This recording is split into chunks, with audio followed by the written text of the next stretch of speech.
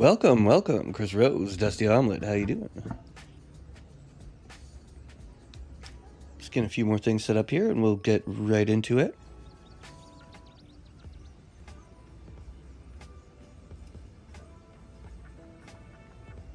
How's my sound level? Do I sound good? The music is okay? It's not too loud?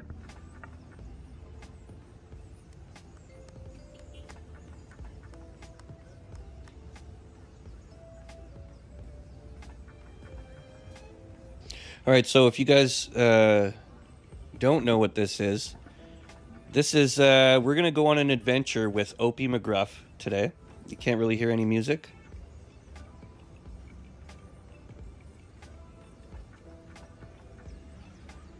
It sounds pretty loud to me. Nobody else can hear the music? Let me check, make sure it's...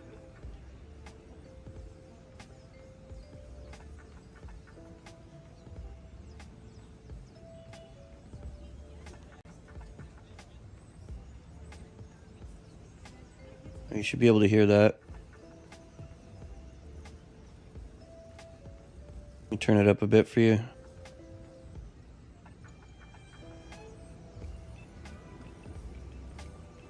How's that? Better?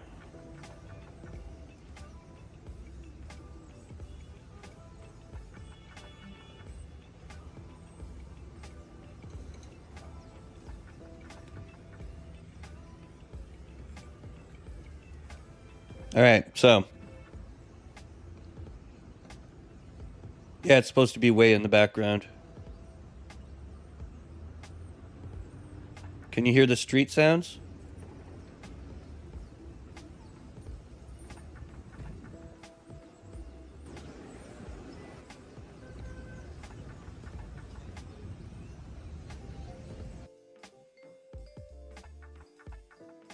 All right, hopefully that's good.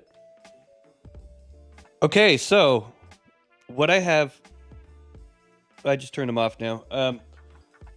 What I have for you guys today is I've created my own little AI Opie, and we're going to take him on some adventures, or rather he's going to take us on some adventures.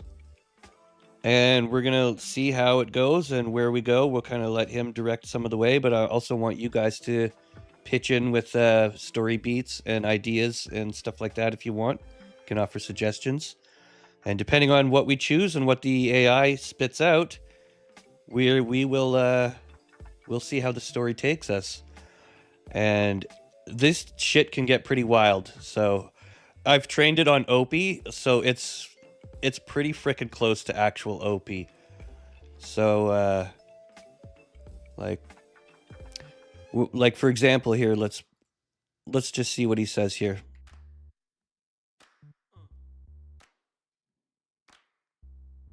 Oop! Well, look who it is. The devil sheep himself, coming in all innocent like he don't owe me meth money. What's kicking, Satan Lamb? You here to confess your sins, or you just out here trying to seduce another flock of lost souls? 'Cause last I heard, the cops are hunting a suspiciously well-groomed sheep near the public restroom with extremely aggressive eye contact, so come on, fess up. Did you finally get kicked out of hell for being too fluffy, or are you just slumming it with crackheads and degenerates till your hooves need a trim? Okay, so did you hear Opie okay? I guess that's the most important thing. Just want to make sure the levels are good on everything here.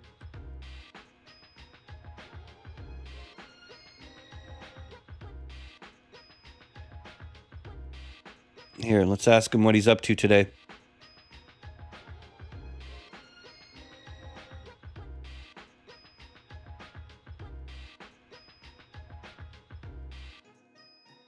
Hey, Opie, what are you up to today?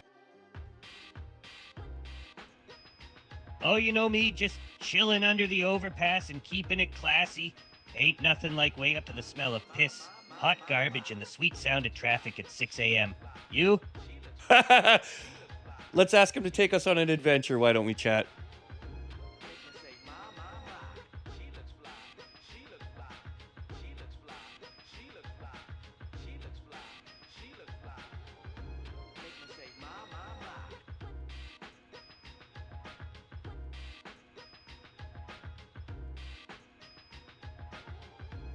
Trouble? Maybe I invented trouble before breakfast.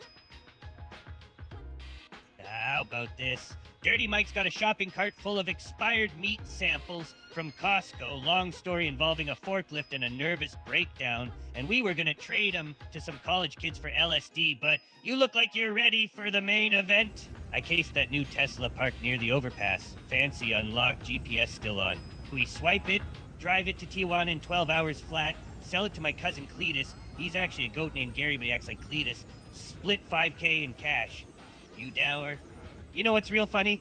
There's this yoga studio where rich ladies scream about inner peace while paying $200 a class. I got fake credentials as Swami Opie, spiritual guide and certified chakra smasher. Smash it tonight. I'll seduce the instructor with my meth-riddled charm while you lift wallets from their vegan purses. Your move, Devil Sheep. Chaos calls. All right, well, that's a pretty good suggestion. What do you guys think? I think we should start off a little more simplistic. Let's, how about a simple lick, like a scam, or ooh, better yet, why don't let's do the gay cowboy thing. What do you guys think?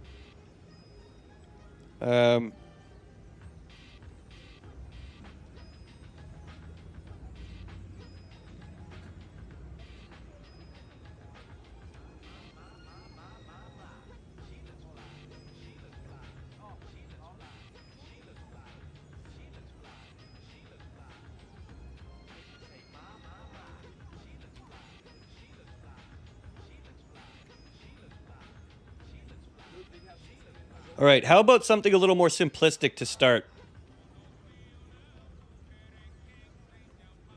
A nice quick little lick to make some crack money.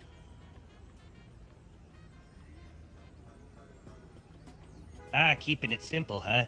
I should have known. Well, I got just the thing. There's a dive bar not too far from here.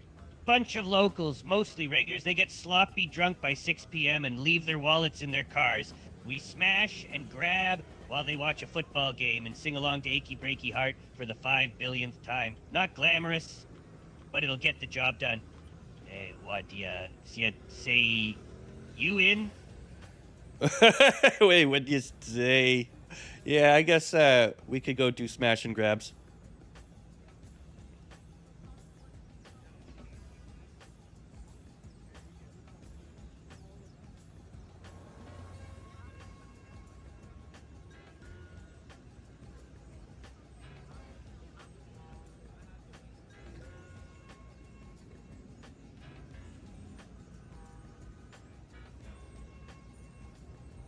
All right, smash and grab sounds good. Just the two of us, or did you want to bring your friend along?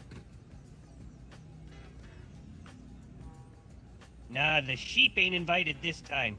We can do this duo just like Bonnie and Clyde. Got a plan, we go in like we're just there for a beer after work. Watch the place. Pick out 2 or 3 likely marks with nice fat wallets. Keep an eye out for cameras. And act fast once the football game starts. By the time those fools notice their cash is missing, we'll be halfway to Mexico in a stolen car. What you say, partner?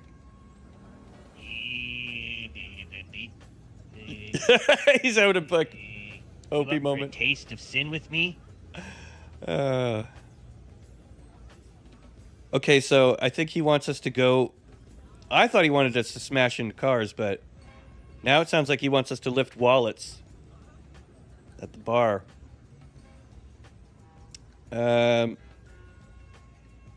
Okay.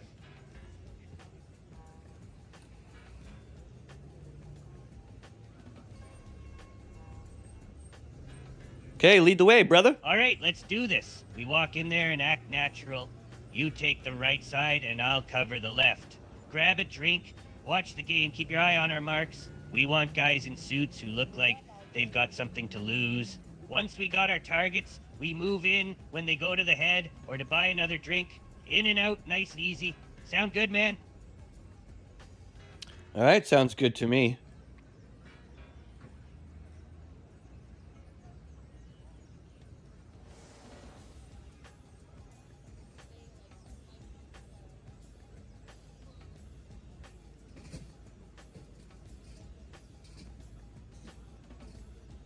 We make our way into the bar and look around for easy marks. We stroll up to the bar and order a couple of cheap beers, casually surveying the place. We eye a couple of older guys in suits playing pool, a middle-aged man in a cowboy hat watching the game, and a younger guy with a Rolex on his wrist. How about those guys over there? I nod toward the men playing pool.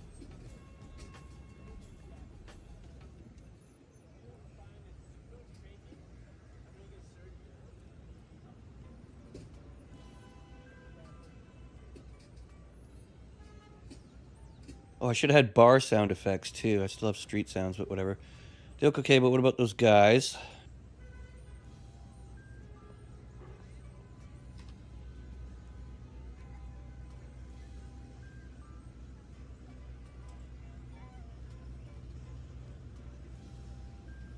What about those guys in the VIP area that look like big shots? Take a sip of my beer and discreetly eye the guys in the VIP area. They're all dressed up in expensive suits and chatting loudly, with stacks of cash on the table. Those VIP guys do look like they've got some serious money. But they also look like they won't be going to the bathroom anytime soon. I glance back toward the pool players, then back to the VIP area. I'm clearly torn. That's actually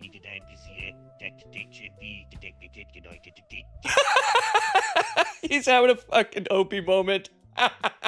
He's fucking tripping out. Okay, so we have a choice here. We can go for the pool players, or we can go to the VIP. What do you guys think we should do? Go for the rich-looking guys, or go to the pool table? I say we take this over to the VIP area.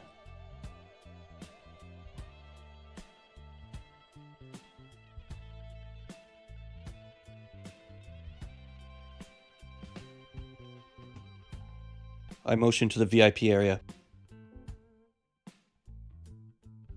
Leans in close, voice low and gritty like sandpaper on concrete. All right, devil sheep, you got that look in your eyes, the hungry one? VIP it is. But heads up, these suits got bodyguards posted by the velvet rope, and that bouncer's built like a damn tank.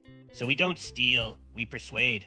I spot a drunk dude at the end of the couch, gold chain drooling into his Hennessy, passed out while his crew's busy snorting their future away in the back room. We slip in during a loud cheer from the game, swap his wallet with this fake one I keep for scams, pulls out a beat-up leather billfold, so no alarms go off when it's still there. Later, boom, instant crack fund. You distract the guard with your best Lost Lamb act, Bambi eyes, sheepish grin, while I go fast and make magic happen. You down? Or you only play cute when hell's not watching? Oh, I could play cute, Opie. I will play cute. Don't you worry. Okay. Opie's going to go in there and make the switch, and I'm going to distract the guards. I'm going to intentionally fumble this and see what happens and how he handles it. What's up, veteran? Welcome. Hey, Shecky. Yep. Yep. Do you need help? Yeah. What do you... Okay. Groceries. Can't you get Munchie to help you? I'll get Mason to help. Yeah. He's not gonna- If there's anything too heavy or whatever, I'll come help, but otherwise get Munchie to do it. Okay. Thank you. All right, so let's distract the guard. By the way, is that music too loud for you guys? I wanted to sound like bar music, but I didn't get the ambience for bar yet. I'll have to actually add that. Actually, one moment.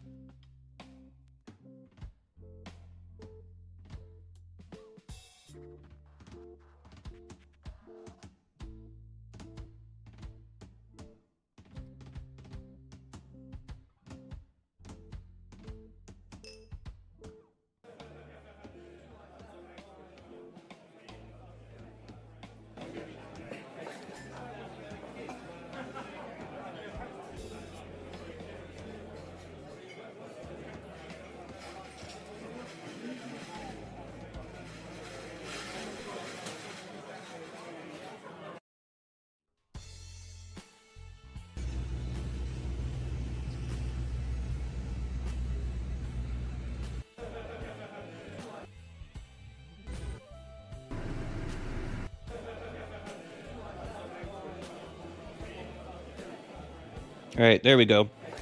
Keep in mind, this is my first time doing this, so there's going to be little hiccups here and there. Okay, so the plan is Opie's going to steal the wallet or replace it with another one, and I'm going to distract him. Here we go.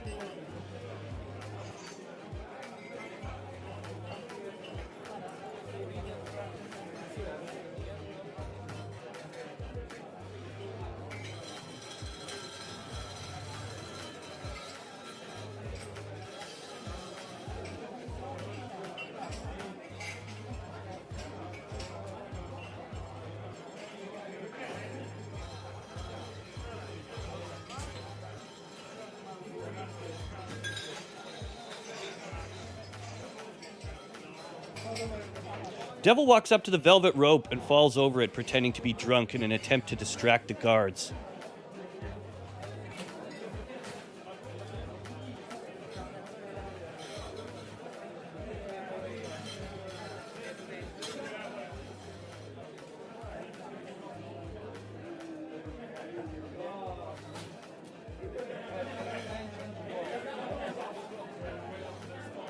Devil Sheep plays the drunk act perfectly. He slurs his words, stumbles into the guard, and gives a disarming, sheepish grin.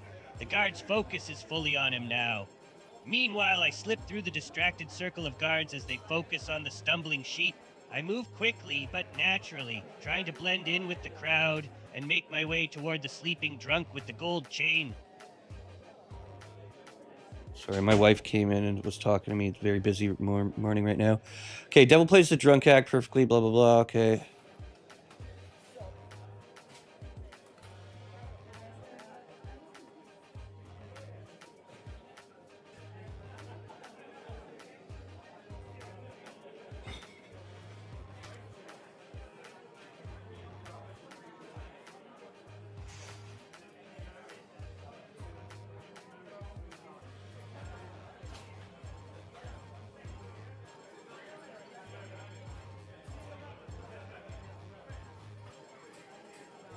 All right, the guards grab Devil Sheep and drag him out into the alleyway.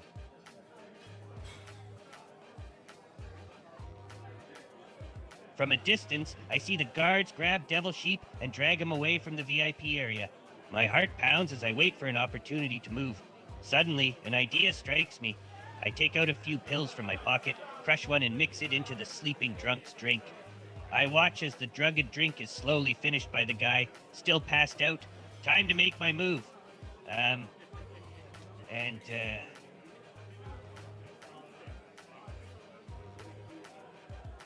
All right, Opie makes his move.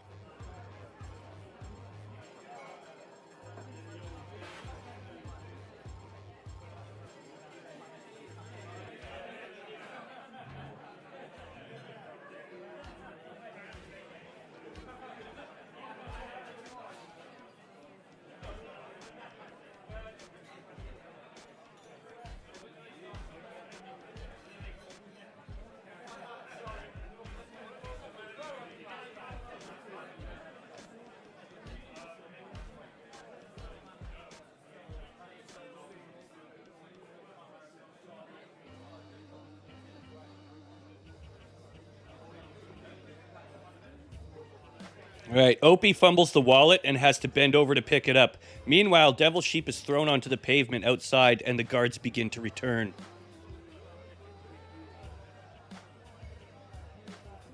I curse under my breath as I struggle with the wallet, my heart racing. Just as I manage to pick it up, I hear the guards returning to their positions at the velvet rope. I glance toward the sleeping drunk, who's blissfully unaware, and know I have to act fast. I pocket the wallet and hurry toward the back of the bar, trying to look natural as I duck into a side room.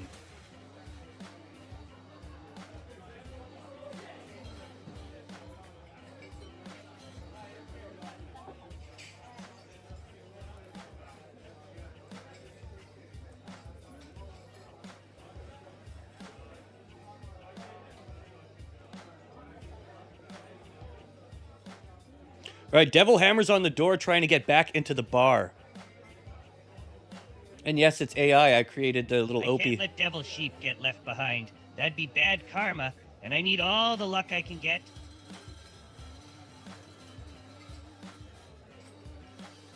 I slide the wallet into my grimy jacket and circle around through the bar's smoke-filled back hallway, kicking over a stack of beer crates just as the guards turn to... The fuck was that? One yells, distracted. In the chaos, I yank open a side fire exit just enough to toss Devil Sheep a wink and whisper, "Alley, run, motherfucker! Go, go, go!" Then I vanish into the dark maze of storage rooms like a greasy cockroach with purpose. Meet you at base camp with crack money, or not at all. Fucking awesome. Okay, so we have to reconvene underneath the overpass by the Binko, where Opie stays in his tent. So I'm going to head there now, and hopefully Opie doesn't fuck off with all the crack money. But knowing Opie, he might.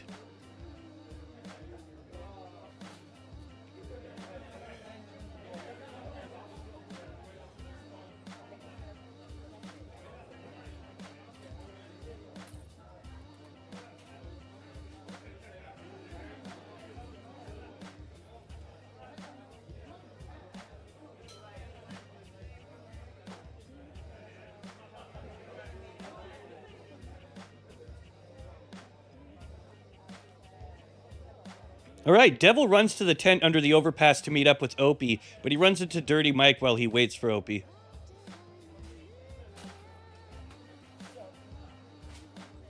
Dirty Mike stumbles out from behind a dumpster, reeking like burnt tires and bad decisions, his pants half off and a shocked raccoon staring at him from under the bridge. Dirty Mike, "Goddamn raccoon bit my ass again! What are you doing here, Fuzzy McCloven?" He squints at Devil Sheep with one eye while scratching his bare backside with a broken mop handle. Opie ain't back yet. Probably got himself stuck in that air vent again. Tries to shortcut everywhere like he's some kind of meth-fueled ninja. Fifth, spits on the ground near your hoof on purpose. "You alone? 'Cause if you brought heat, I swear I didn't touch that cop car radio this time." Leans in close, whispering. "Heard the cops are looking for a suspicious sheep running wild near public property. You want to explain why your wool smells like cheap cologne and felony intent?" Grins with missing teeth. "So, you here to score? Or just waiting to get us all arrested?" Wow, that was intense. Does he think I'm an actual sheep?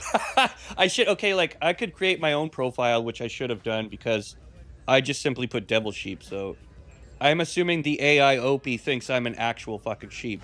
I trained the AI with all the information about Opie. He knows about Dirty Mike. He knows about the lifestyle, all the stuff I've mentioned like in the past. I wish I could train it on my videos, but I mean, it's pretty good. The voice is almost crack on.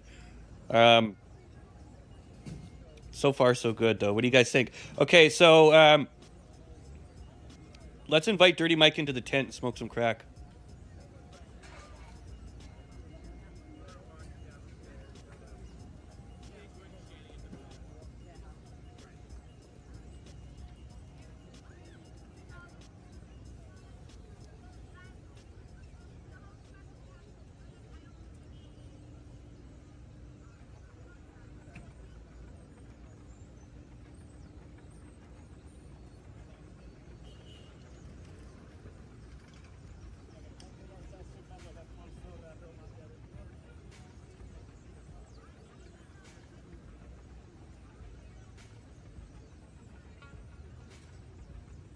All right. Dirty Mike scrunches up his nose, eyeing the tent suspiciously. "Dirty. Hide in that dirty-ass flea motel? That place gives me instant crotch rot, dude, but, hell, better than jail." He follows Devil Sheep to the tent. "You got money, right? Because I'm this close to shaving my ass for crack." Shavin. Yeah, I figured it was some kind of weird data mining thing when I was playing it. I was like, this is fucked. Okay, so we're in the tent.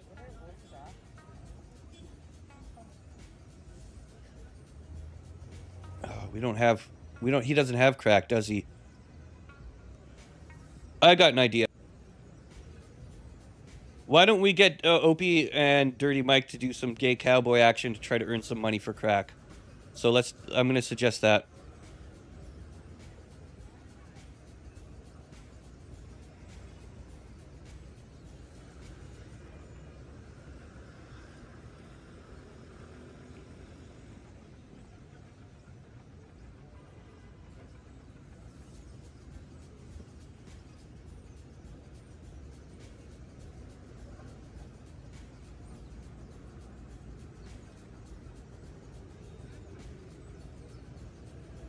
Right. Let's do something wild, like dress as gay cowboys and head down to the park and see if we can make some money for crack.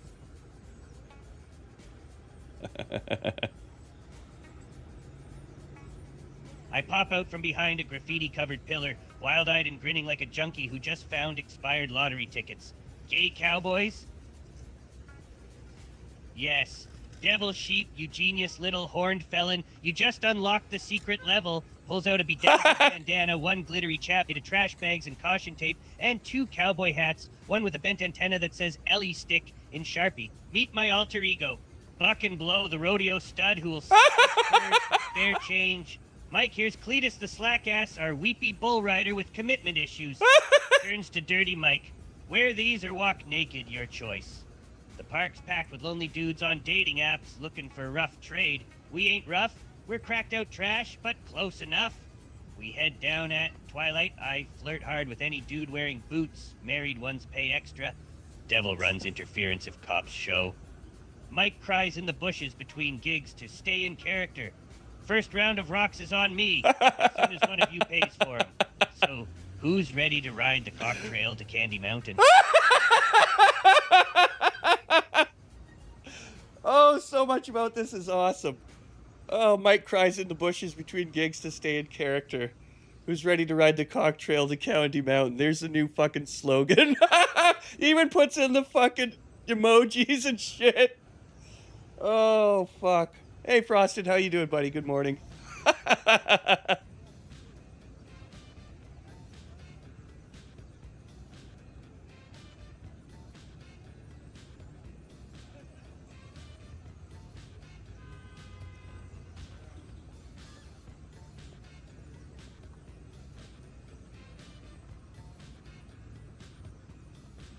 Dirty Mike and I high-five as we see the first mark, a nervous-looking, red-faced office worker wearing cowboy boots and a wedding ring. He's perfect.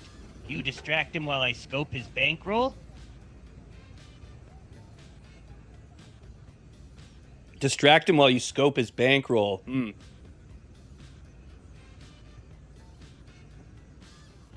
let's just send Opie over there and see how he handles it.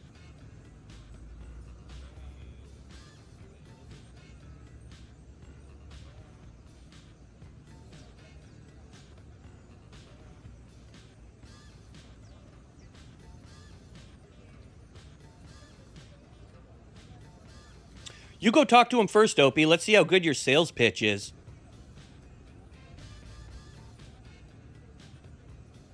I pull up next to the guy leaning against his convertible and give a friendly nod.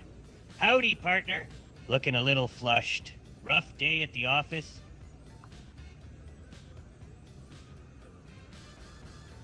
I don't like that response. We're going to reset it. This is one of the cool things you can do is I can make him think again and do something different. But Frosted with the $20, I got dab butter and discovered it mixes well in a weed bowl and gets you fucked up better than a gig or hot knives or whatever. Frosted, thank you for the $20. And for that, guess who the John that Opie's talking to his name is? His name is Frosted Fox, and he's going to join the party. Frosted, you're now part of the story. Thank you for the $20. By the way, anybody else wants to donate, I'll add you into the story as well. And thank you once again. Okay.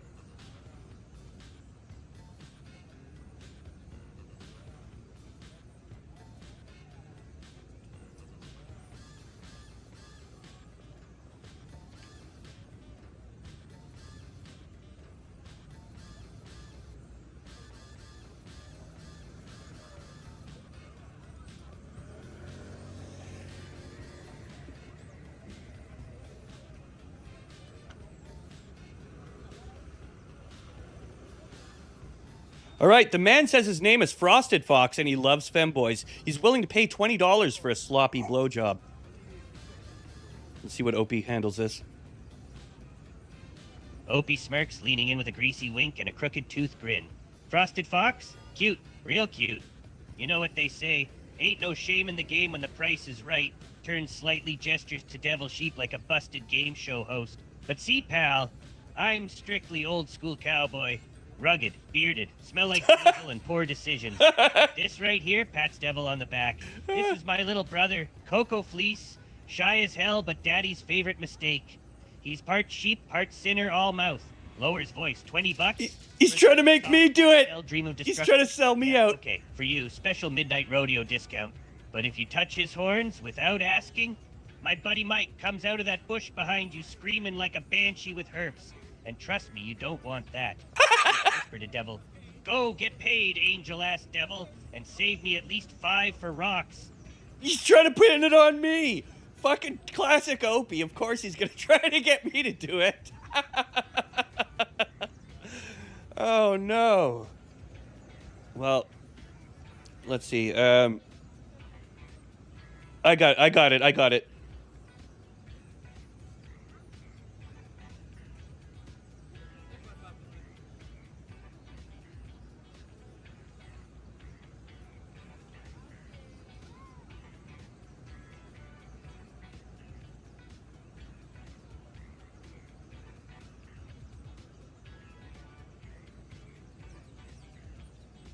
I motioned to Dirty Mike. I think Mike's up for this one.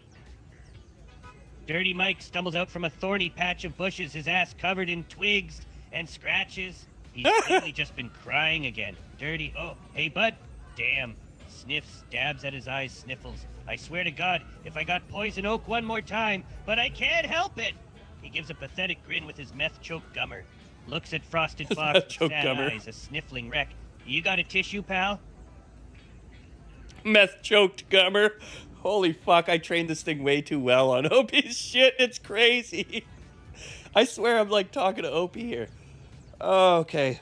Let's throw a curveball into the story. I got an idea.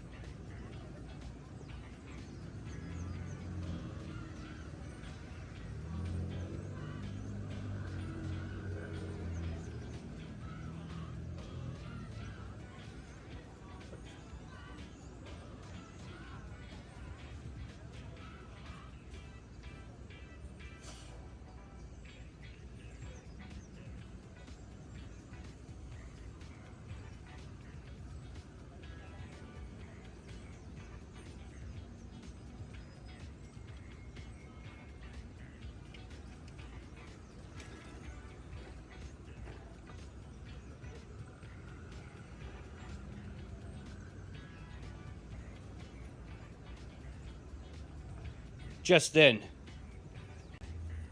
the police roll up. Sirens blaring. All the Johns and hookers scatter, leaving Frosted and Opie and Devil and Dirty Mike standing there, stunned.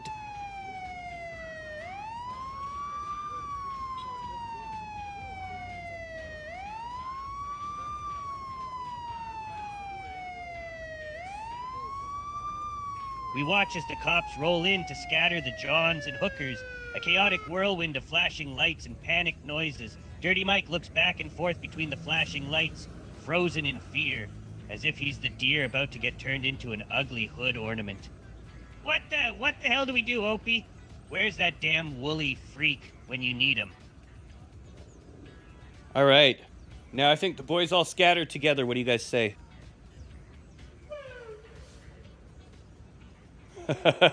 Okay, here. I got an idea.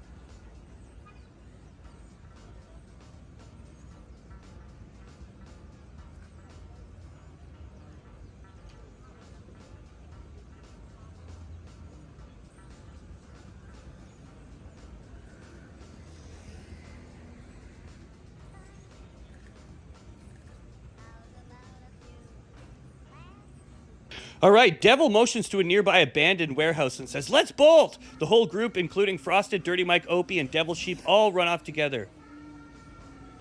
Frosted, Dirty Mike, Opie, Devil Sheep. Yeah, okay. And they go. Sirens wail behind us as we sprint like a pack of rabid, high-strung gremlins toward the abandoned warehouse. Move it, Fox! I yell over my shoulder at Frosted, still clutching his 20 like it's a damn treasure map. You wanted drama? You got front row seats to Cracktopia the sequel. We dive through a busted skylight one by one, Devil first, then Mike howling about spiders in my pants, then me pulling Frosted through just as cop flashlights sweep below. Dust fills the air, broken bottles crunch underfoot.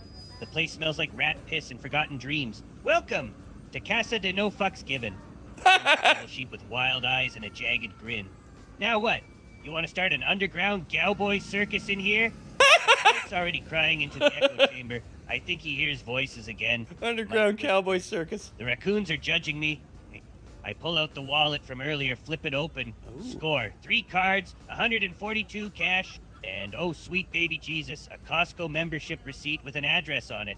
Or we hit up this rich dude's house party instead, licks thumb and rubs grime off the ink. Ooh, rich dude house party sounds good. But more importantly, no cops for miles. So which is it? Hide like bums or rob like kings? Grin wide enough to show every rotten tooth. Your call, Devil. My call. Okay, so Costco membership is interesting. I like the idea of going to a rich guy's party. We have Frosted Fox in tow with us. Where are we going to go from here, chat? I was thinking, first things first, I mean, why don't we get high on crack or something? Like, we got some money from that wallet we robbed from the VIP area earlier. Let's take the money we got from that, maybe even the Costco card. We'll see if we can pawn that off. Let's go find a street dealer and make a fucking deal.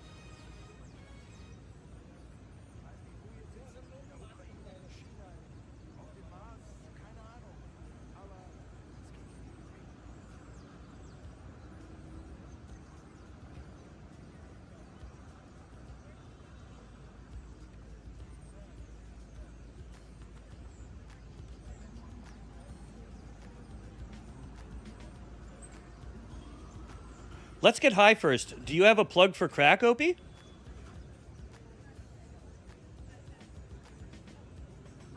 My grin widens as I remember the emergency rocks tucked away for any bad night.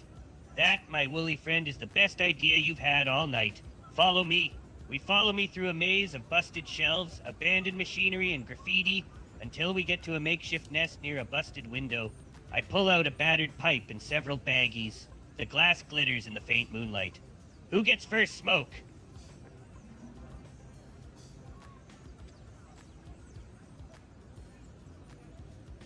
Okay, so apparently Opie was fucking holding out on us. He already had some crack. And, yeah. Let's smoke it and then make some more bad decisions.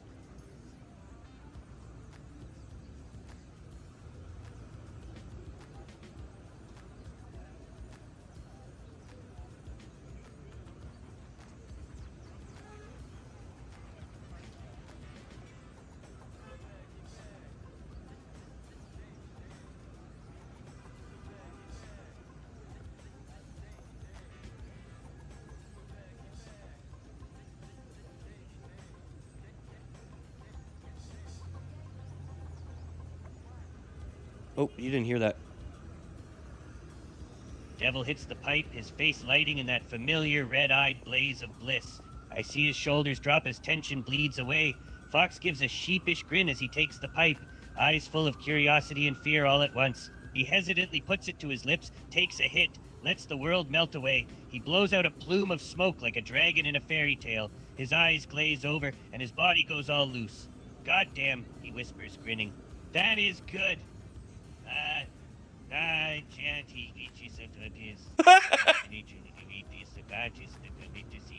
What? He's still going?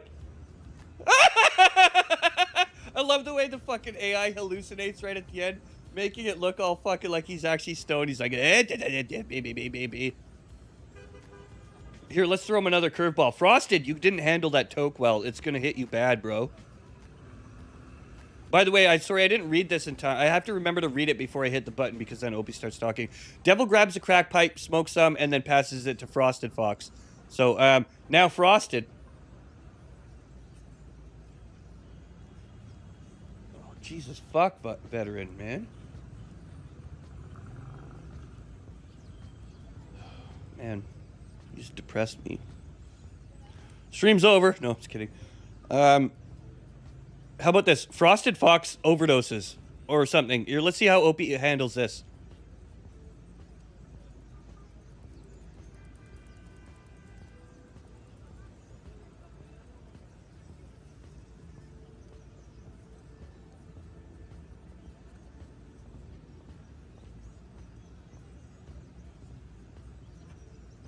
Frosted takes a huge hit and then falls to the floor convulsing.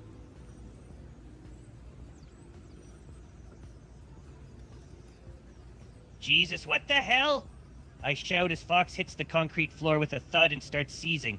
I quickly try to turn him on his side in case he chokes. Mike hovers nearby like an overwhelmed sheepdog. This guy for real. Is he having a stroke? I ask, grabbing his shoulders in case he starts biting his own tongue. What the... Was there fentanyl in this? Or is it a first-timer? Holy fuck, man. This AI is insane. No, I was joking, Vet. Don't worry about it, man. It's perfectly fine to share shit that's going on in your life, man. I'm sorry you're having to deal with this shit. We're always here for you, buddy. But back to the entertainment and fun for now. This guy's for real. Okay, so Frosted is overdosing. Opie's like, is this guy a fucking noob? Why'd you bring him? Obviously he is. He was a John in the park. We just met him. I don't think he lives this lifestyle. Let's see here. Opie, okay, Dirty Mike and Devil Sheep revive him, or wait. Actually, I got a better idea. He just comes to on his own.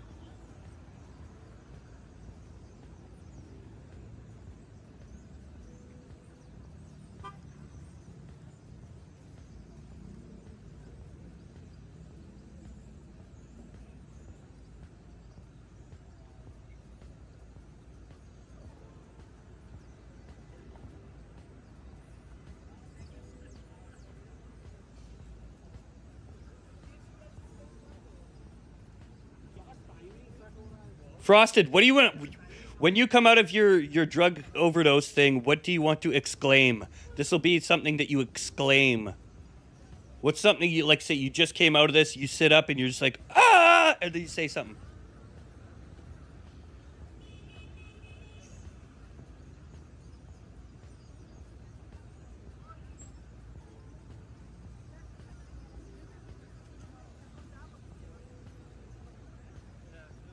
Right, Frosted slowly comes to and sits up. He looks high as a kite, and then he exclaims, "Where the femboys at?"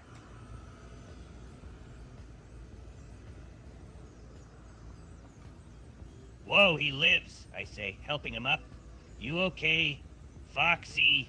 You took the scenic route to Cloud 9, man. The guy's face is flushed, his eyes wide and wild. You had us scared for a second, buddy. You sure you're good?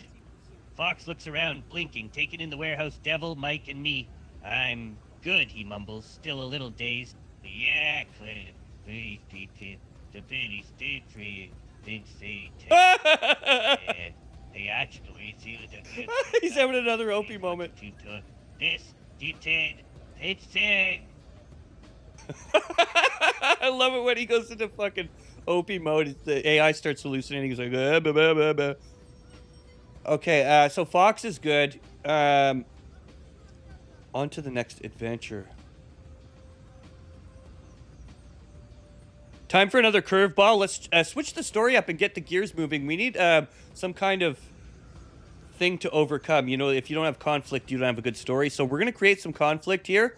I think somebody Opie owes money to is going to call him.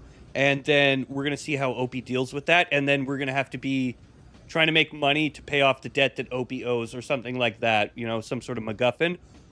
So we're going to switch the gears on the story now. We've just been kind of getting to know the characters up until now and get, you know, like, okay, so we started off, we did a lick with Opie and Devil Sheep. Then we ran into Dirty Mike. And then we were going to smoke crack, but we didn't have money to. So then we went and did the stuff in the park with Frosted. And then it turns out that Opie was holding out. He had some crack, so we smoked that. Frosted almost overdosed. And now Opie gets a call from a dealer that he owes money to. So that's what I'm going to put in.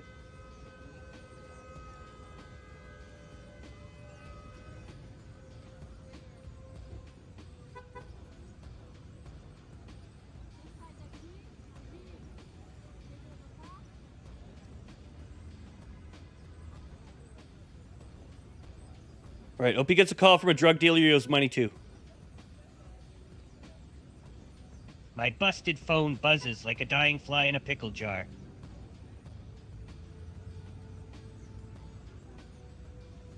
I pull it out, screen cracked and flickering. Caller ID reads, Tito, pay me or lose a toe. Oh, you gotta be shitting me, I mutter, heart jackhammering. Answer the call. Yo, Tito, Bobby. My favorite loan shark with a heart of gold. Gunshot noise over the phone. Not real, just Tito being dramatic. Opie, you got 20 minutes to bring me 300, or I'm coming down there with clippers and bad intentions. Hangs up.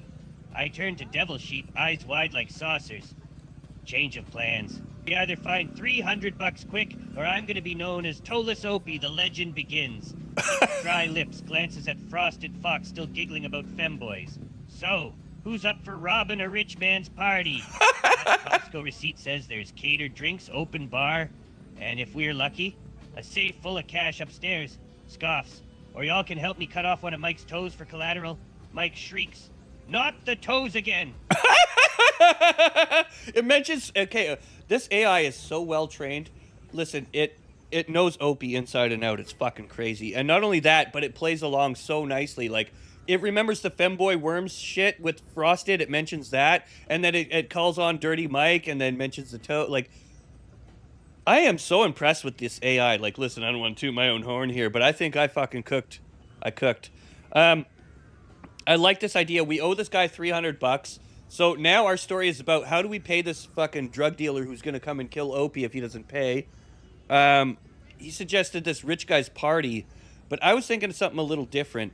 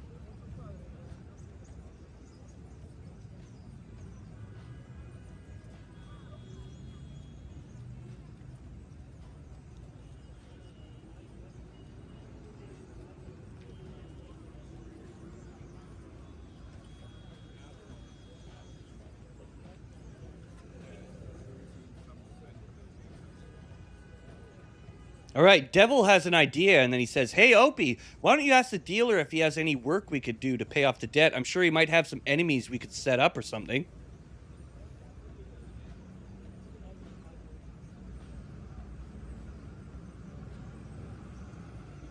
I pause, stroking my scabby chin like a meth-addled mastermind. Hold up! Devil Sheep just got a brain cell to fire. Pulls phone back out, dials Tito with dramatic flair. Yo, Tito, I'm not coming empty-handed. I got muscle. Gestures to Devil and Mike, the latter sniffing his own armpit. And we'll do a job. Need some trash taken out, rival dealer need persuaded. Fence broken.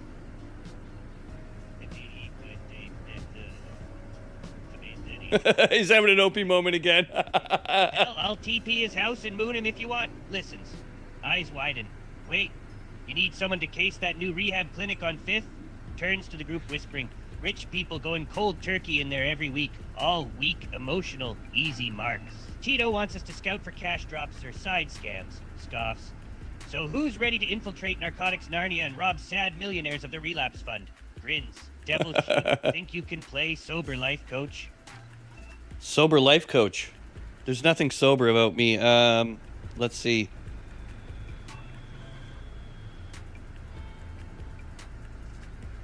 I got an idea. Okay.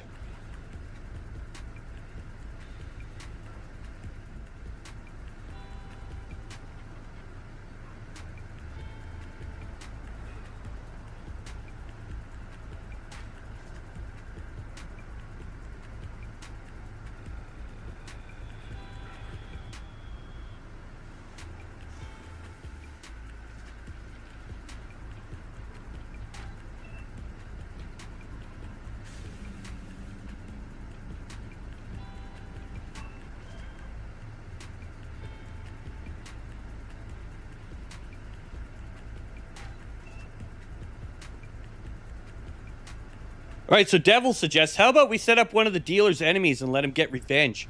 We'd use our gay cowboy skills to infiltrate them.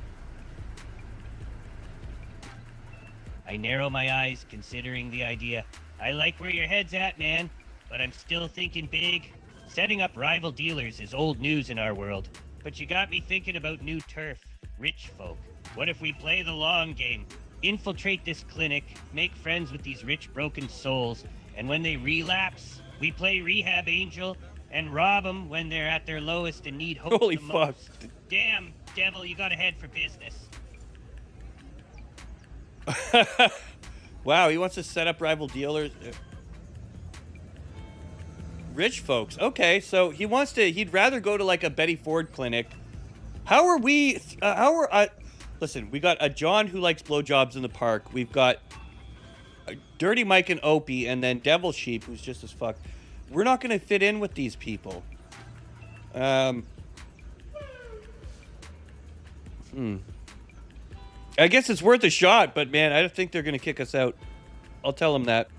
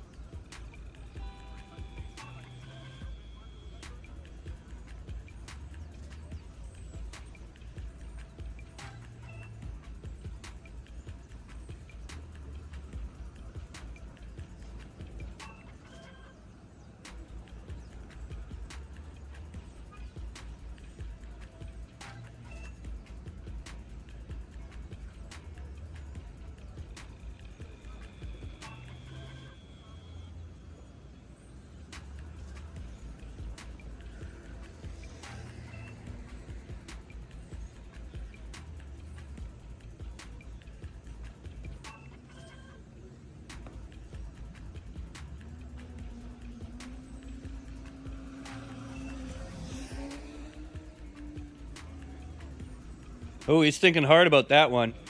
Maybe you should have took my prompt, you fucker. I grin, nodding. Exactly, that's why we need a makeover first. A fresh, clean look. Something rich and soft. Something with flannel. Leans up against an ancient dumpster, folding his arms, looking us up and down. All right, everyone, time to play dress up.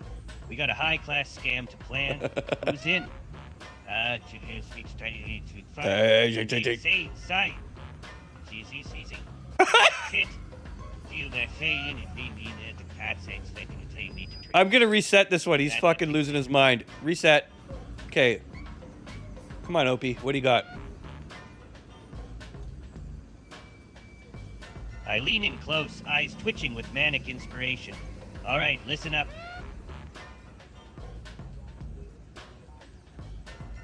We ain't gonna blend in, we're gonna become legends. Pulls out a greasy notebook and scribbles fast like a mad prophet. Plan. Operation Sober Sinners 1. Me, I'm Reverend Opie, the father of reformed addict, ex-con, now on a holy mission to save souls one relapse at a time. Got the sunken eyes and shaky hands for free. No act needed. To Devil Sheep, you're my spiritual guide, Pastor Fleazy, from the Church of Bad Decisions and Redemption. Wears tasteful sweater vests made from stolen wool, literally. Speaks in riddles, occasionally bleats during prayer circle. 3. Dirty Mike is our before poster child. Just got clean after 17 years of bath salts and eating drywall. Talks only in whispers about the voices, but gives hugs like God himself punched you in the chest. 4. Frosted Fox. Perfect. He looks like he already belongs. We say he's our wealthy donor funding Heaven's Hoofstep outreach. Gets us VIP access no junkie could ever buy.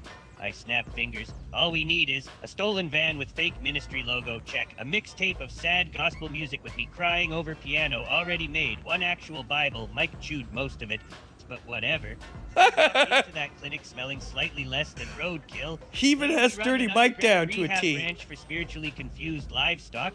They'll eat it up. So who's ready to sin so hard they get invited to preach about it? Who's ready to sin so hard they get invited to preach about it? Holy fuck. Like, listen, man. This shit is scary, but at the same time, it's fucking amazing.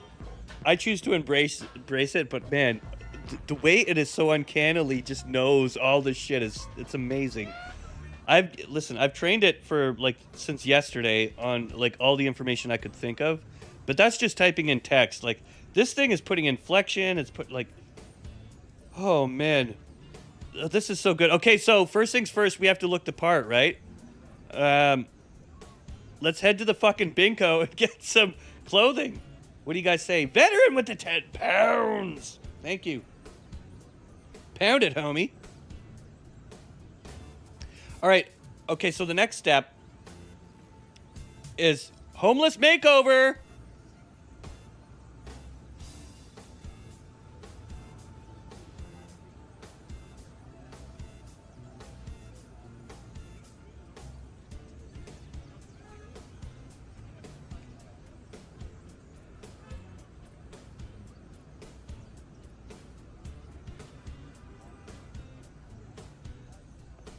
Devil exclaims with a gay tone, homeless makeover!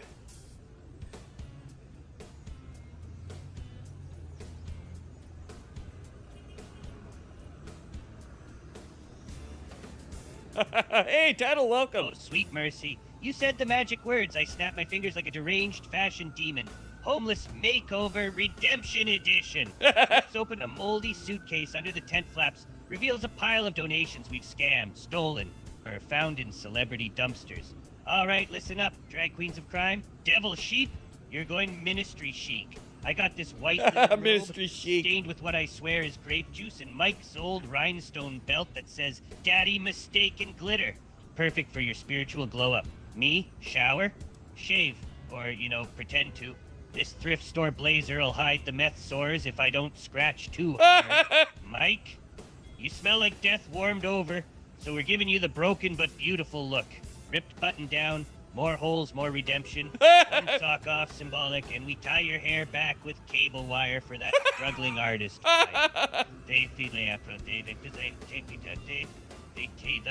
Come on, you can do this, Opie. Don't have a hemorrhage.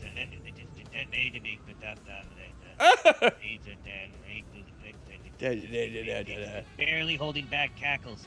You're our rich twink sponsor. We'll say you used to snort ketamine off yacht decks, but now fund faith-based hooved healing centers. I pull out a crooked mirror made from a hubcap.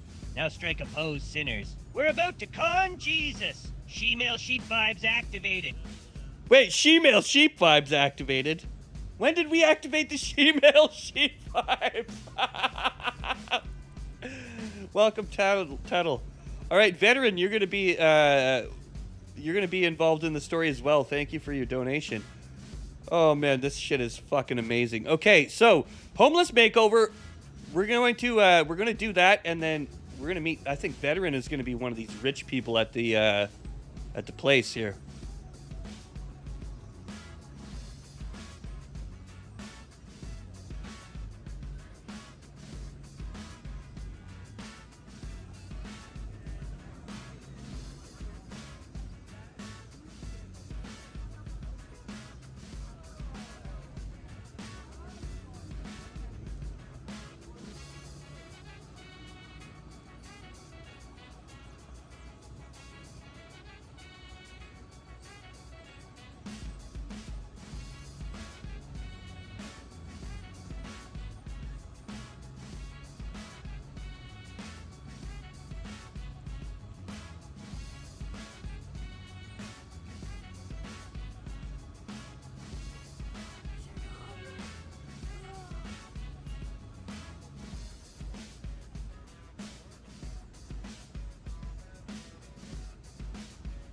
All right, the group gets their respective costume sets, then head to the clinic to grift their way into the recovering addicts' hearts.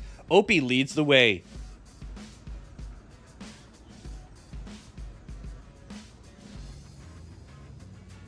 I strut up to the clinic's welcome desk, smiling wide, wearing a stolen blazer over my stained tank top. Hell yeah, I look like God's sloppy secondhand gift, all dressed in stolen, thrifted, or dumpster-scrabbled items from the back of a dumpster. In my best Southern preacher drawl, I say, well, howdy. The good Lord bless y'all. I am Reverend McGruff, leader of Church of Bad Decisions and Redemption. I was looking for the Rehabilitation Clinic's director. Okay, guess who the rehabilitation's director is? It's veteran.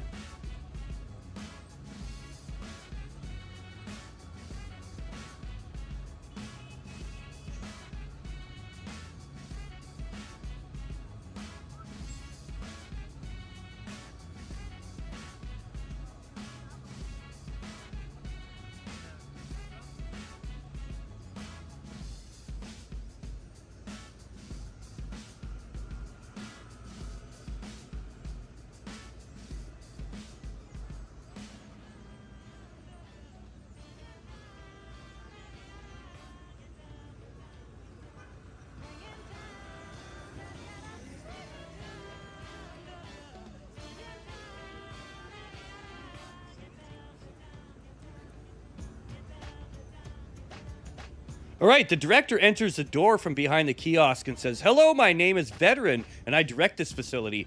How may I help you, lads?"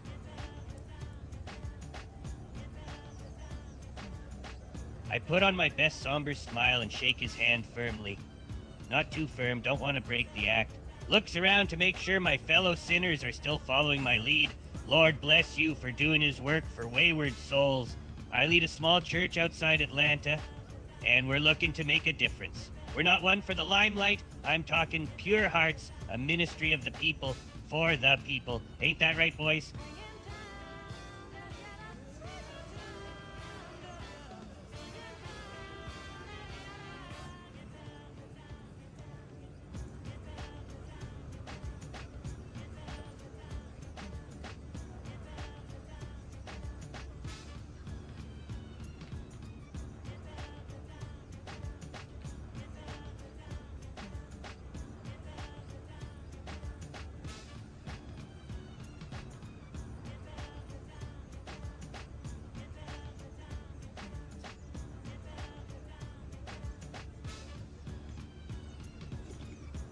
All right, Veteran gives a snide look and then says, "This is a very exclusive facility. Do you have the income to afford the fees?" Uh-huh. I try to look like a humble, holy man fighting pride, but really I just struggle to hide a manic grin. Oh, yes, sir. We are a modest church of humble means, so we rely on the grace of donation to keep going. We ain't here to ask nothing for free, or even for a discount. What we'd be hoping for is to use your clients as a source of ministry funding. We find souls in need and try to guide them to the grace of redemption. We even run an outreach for spiritually confused livestock. Spiritually confused livestock. All right, Veteran, how do you want to handle this situation? I have to use the bathroom real quick. I'll be right back, but Veteran, think about it. If you want, you can read through what Opie said again. Here, I'll play it one more time for you. Come up with how you want to answer this, Veteran, and I will play that as you. If not, I'll play for you. But I do have to use the bathroom. I'll be right back. Here you go. I try to look like a humble, holy man fighting pride, but really I just struggle to hide a manic grin. Oh, yes, sir. We are a modest church of humble means, so we rely on the grace of donation to keep going. We ain't here to ask nothing for free, or even for a discount. What we'd be hoping for is to use your clients as a source of ministry funding. We find souls in need and try to guide them to the grace of redemption. We even run an outreach for spiritually confused livestock.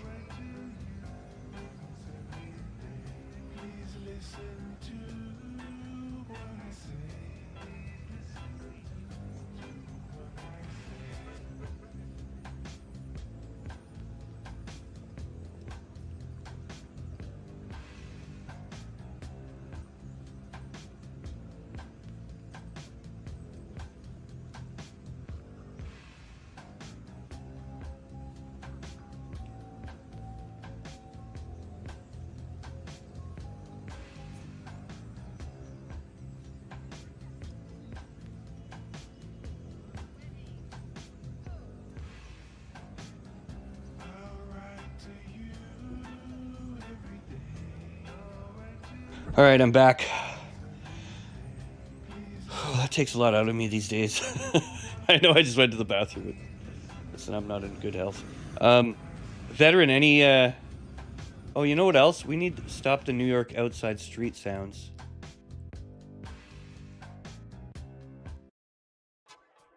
Why don't we put in some office sounds? What do you guys think?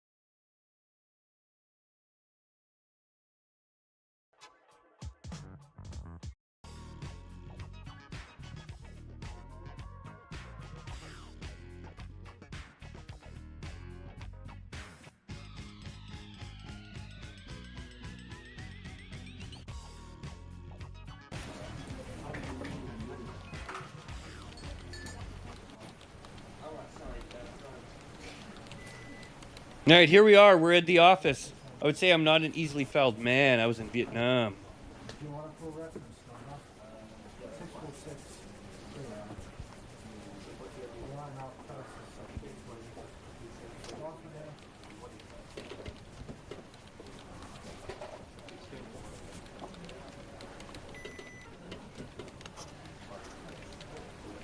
Veteran replies, I would say I'm not an easily fouled man. I was in Vietnam.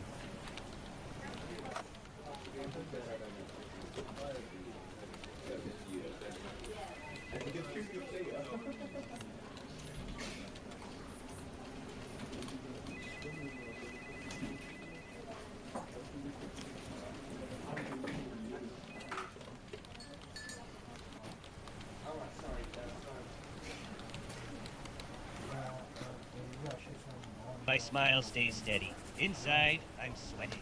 This man needs some convincing. I am not here to con you, sir. The Lord don't play that.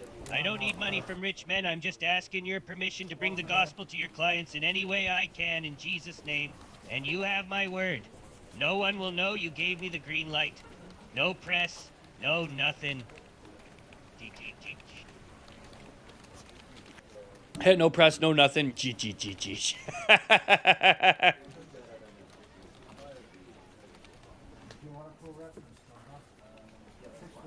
All right, I'm gonna play this a little bit realistic, and we're all gonna get turned away here.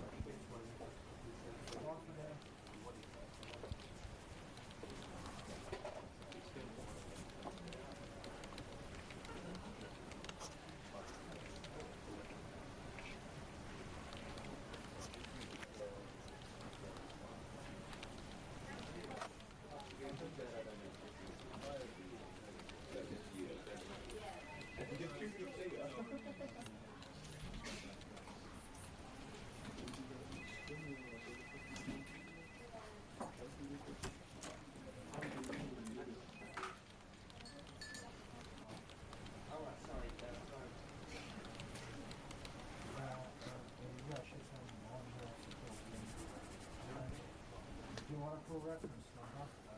646. Line out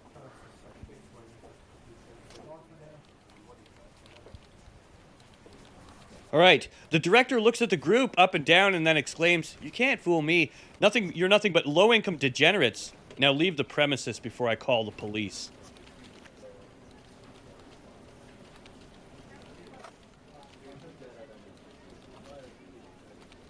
We're standing there, dressed in our sad thrift store glory, torn linen robes, glitter belts made from broken bottles, Mike still sniffling with a sock missing, and Veteran's eyes narrow like a hawk spotting roadkill. You can't fool me. You're nothing but low-income degenerates. Now leave before I call the cops. I freeze for half a second, then drop to my knees with Oscar-worthy drama. Tears? Fake. Snot? Real. Oscar real.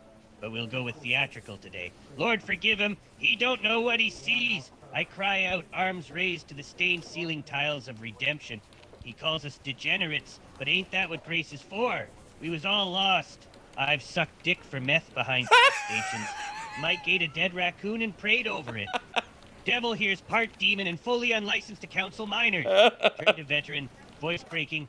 But we're trying, sir, just trying to turn our mess into a message. The sheep steps forward slowly, glowing like an unholy angel in his rhinestone vest.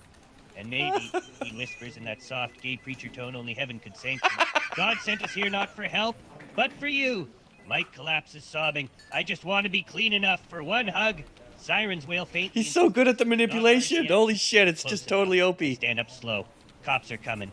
Tito must have tattled. But listen, you kick us out now as sinners, or let us stay and watch miracles happen. Silence. Then, I got 5 minutes, I whisper, and one rock left. This sermon's about to get fiery. Come with me. Oh my god, it's so good. It's so good. How is this so good? It's literally Opie. I feel like it's really actually fucking Opie. Like, the inflection, the jokes, the sarcasm, the fucking crass, the manipulation, just everything, man. He'll go from, I'll stab you, to please, I need your help. You know, like, oh, it's perfect.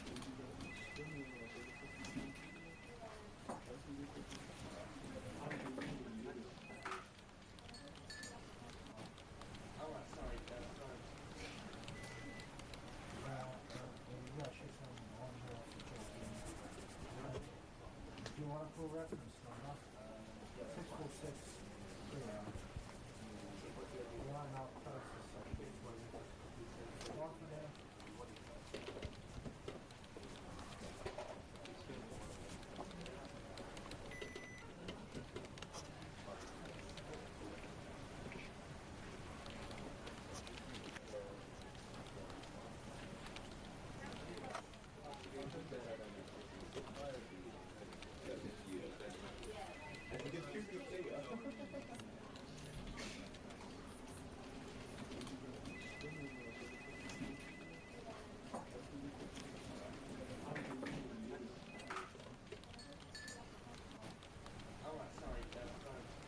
All right, veteran motions to the security, and two massive men approach the group menacingly. Veteran raises his voice one last time and says, "I'm calling the police! Leave before there's trouble!" Line out past the second. The security guards approach, and I put up my hand, staying calm. I give them one of my most convincing smiles. You don't have to call nobody. We're just at church. We're all clean. We just want to talk to your boys. We're all clean. You can even be in the room. I ain't gonna do nothing illegal. I just want to speak to the clients for 5 minutes. We'll just introduce ourselves. How bad could that be? Reference number. 646. Line out past the second. Walk in there.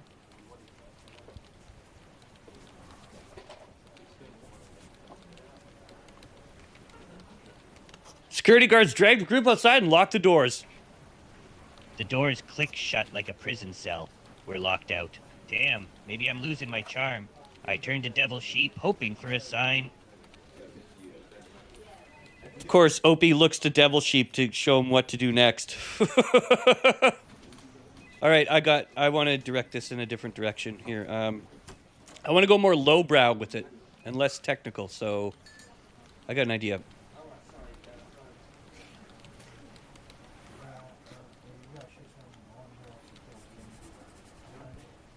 Do you want a full reference number? 646. Line out past the second. Walk in there.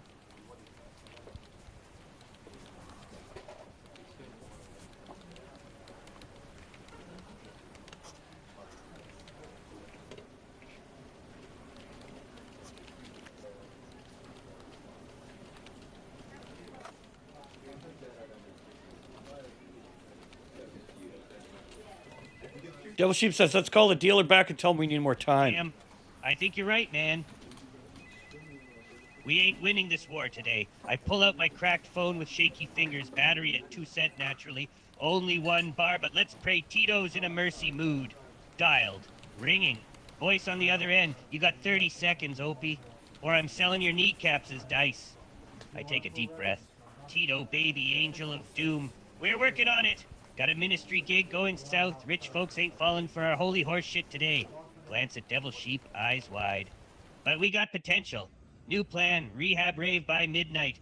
These sad millionaires check in clean, but they all relapse by Friday. We hit 'em then. Cash pickups, credit cards, designers left unattended. Sighs like a broken poet. So just give me 6 more hours, and if I don't deliver, take the toes. 6 hours, growls Tito. But if you ghost me again, I'm coming with bolt cutters and bad hymns. Clink, call ends. Looked at this, they take that, I look at the group. Well, plan A failed. Grins like a meth-chewed jackal. Time for plan Z. Full chaos mode. We hit that clinic tonight when lights go out. Play Ghosts of Addicts Past. Whisper temptations through air vents.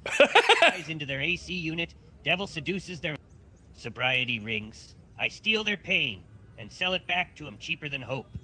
Who's ready to be devils instead of disciples? Let's crash hell's sleepover party. Tonight we reopen for business. Okay, so Opie wants to break back in to the drug rehabilitation center and whisper things into their ears, trying to basically coerce the people there to do drugs or something. I don't see how this plan makes any fucking sense or how it's going to work, but I mean, it's an Opie plan, so that makes sense, right? What's up, Weagle? How you doing?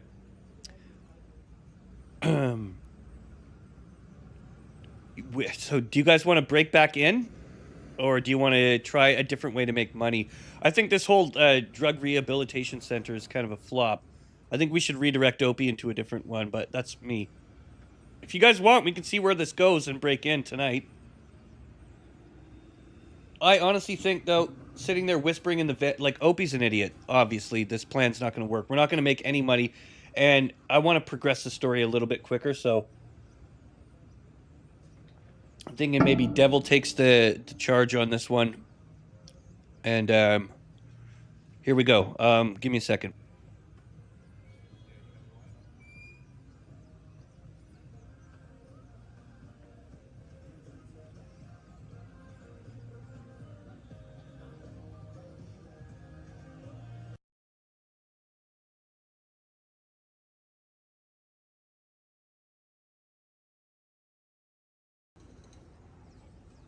All right, 1 second.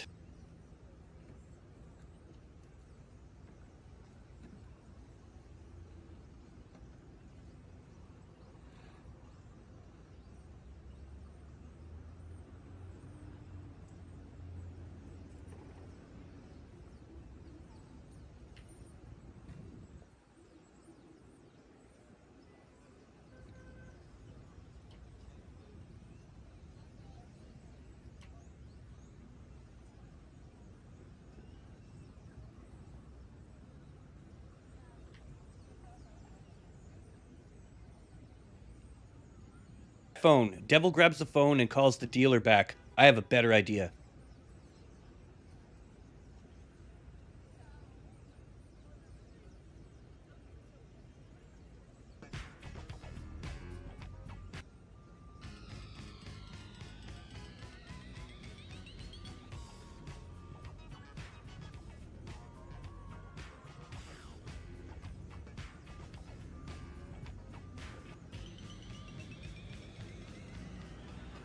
I blink, speechless for a moment. Your idea is better? I ask, holding back a snort. I'm all ears, devil sheep. Hit me with your genius.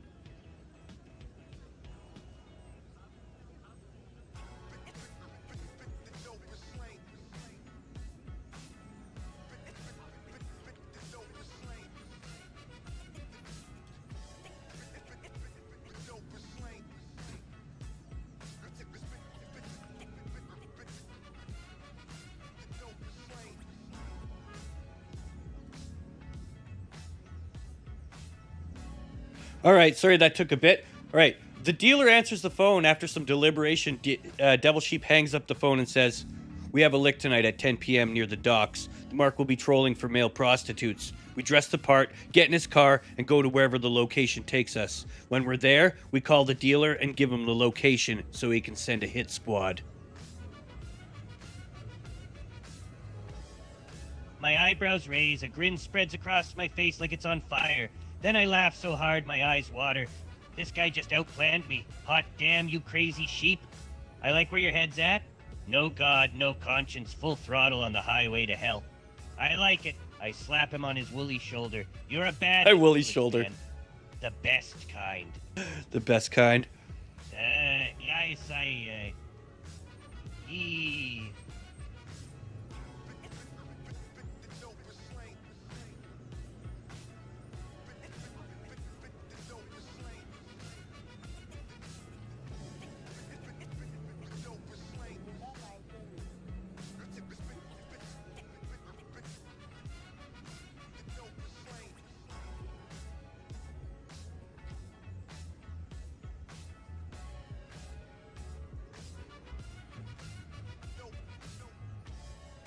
All right, me nods in agreement. Let's get our gay cowboy fits on, boys.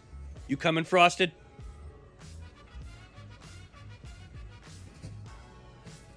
I pull out the glitter chaps and bedazzled hat, giving them a quick shake, rattling off old crumbs and something that might be lice. Time to saddle up, sinners. Gay cowboy hour. Crack-fueled edition. Turn to Frosted Fox, who's still twitching from that last hit. Foxy, you in? Or you too busy communing with the raccoon spirits Mike left behind? Mike mutters, "They're watching us from the dumpster. I can feel 'em. We need you, Fox," I say. "You're our bait," the twink whisperer. The twink whisperer? Lure this John deep into Loverboy fantasy. Pulls out a fake radio mic made from a toilet plunger. At 10 p.m. sharp, you give Tito the signal. The sheep is in the pasture. Then we vanish meth dreams at sunrise. Devil sheep grins. I adjust my belt buckle. It says, "Suck it, Texas. Let's go earn our sins." Wow. It's fucking insane. All right. So, night falls over the city.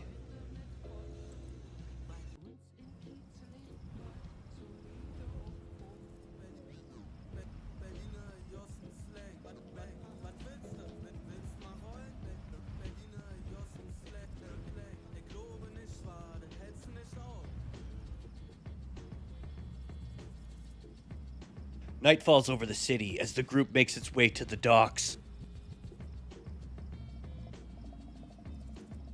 The city hums with distant sirens and the smell of salt, trash, and bad decisions.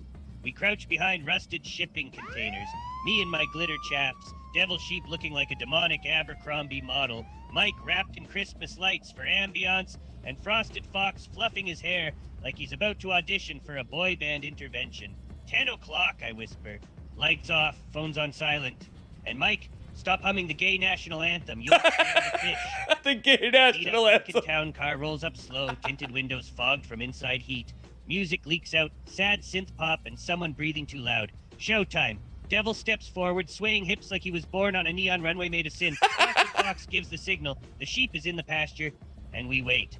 One call, one location, one hit squad on speed dial. Tonight someone learns why you don't pick up queer cowboys with horns, and a plan hotter than meth lab stew. Okay, now we're getting somewhere. Okay.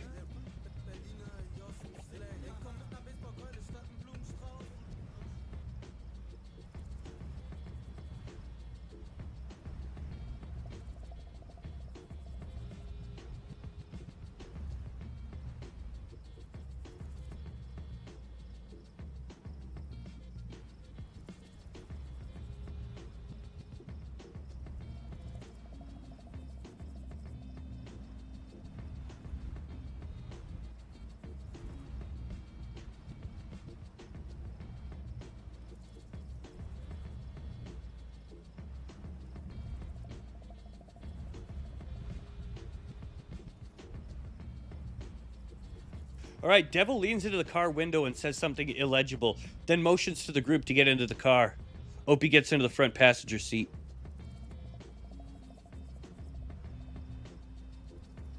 The car stinks of cheap pine air freshener, cigarettes, and bad decisions.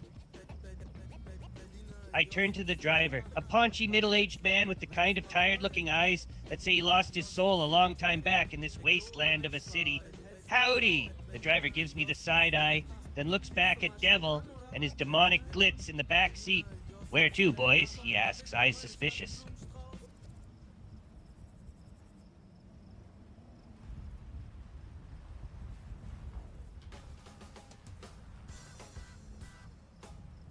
"Let's go to your place," says Devil. The driver shrugs and starts up the car. We're off, cruising through the neon-splattered streets of downtown, heading toward one of those high-rise condos overlooking the river. The lights gleam, a twisted reflection of a city that feeds on sins and secrets. I glance over at the clock. Mike is muttering to himself like a prophet of doom. Frosted Fox pretends not to be nervous, humming a lullaby to the beat of his twitching leg. Humming a lullaby to the beat of his twitching leg. Frosted's in the back seat just twitching out there. You shouldn't have gave him so much crack. He's still fucking tweaking. All right.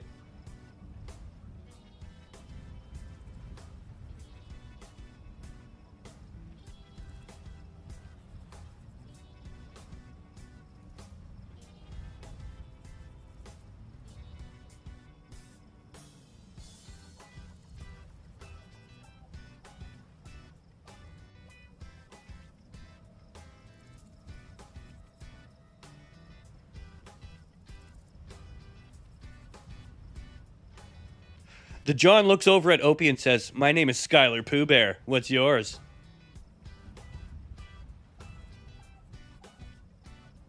I turn slowly, face still half in shadow from the streetlights flickering by. A greasy grin spreads across my face. Opie the drifter McGruff. I extend a grimy hand like we're signing a damn treaty. Reformed rodeo performer.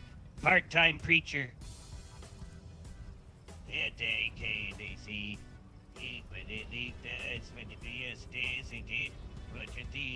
Full-time lover of broken things, including apparently your type.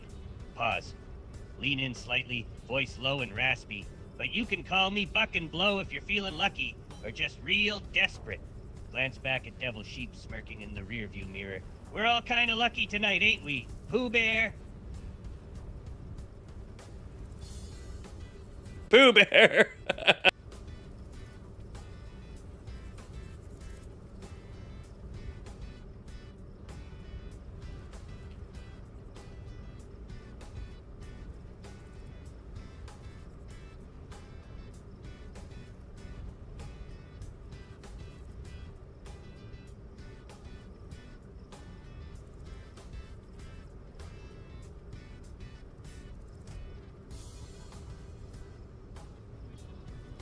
All right, Devil smirks and motions to Opie to get ready to call the dealer.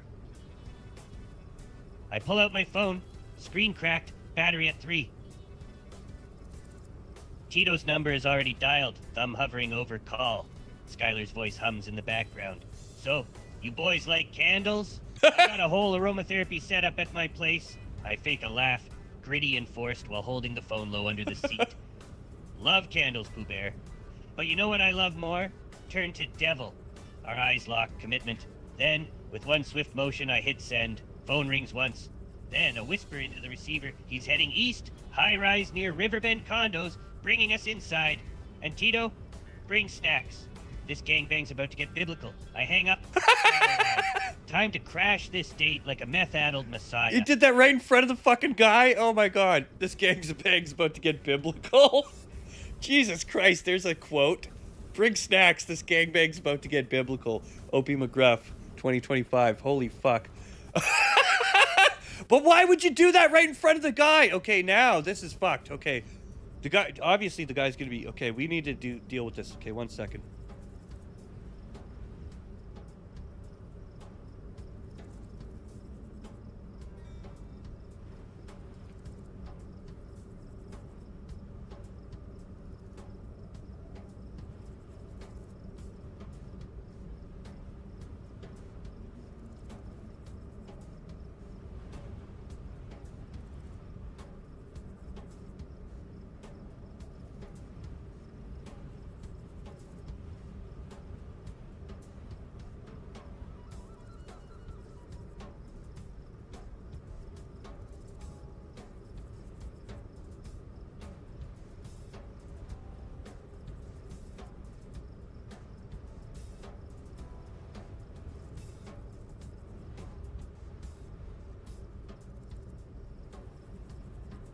All right, Skylar Pooh Bear looks over at Opie with extreme concern and suspicion, then exclaims, "What the hell was that, man? You trying to set me up, fool?" I smile wide, sharp teeth like broken glass. Put my hand on his shoulder and squeeze. Oh, Pooh Bear. Let me ease your mind. We're not trying to set up nothing. Just having some fun. Leans against him. Don't you like fun? This is a short ride from here. We got all night to be real fun. Pause. Give him my best I'm crazy smile. My fingers tighten on his shoulder. Now drive.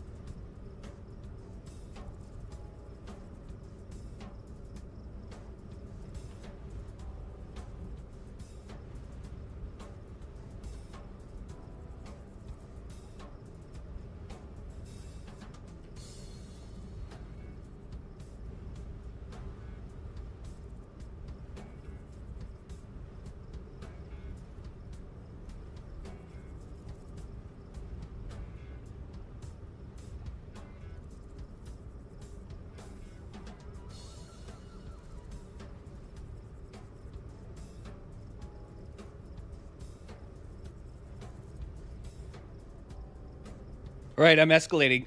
Skylar elbows Opie in the face, then reaches for a gun in his coat, pointing it at Opie's head. You trying to get me whacked, fool? Who do you work for?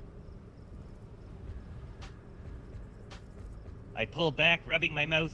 Taste of copper on my lips. Grit my teeth. No one. No one.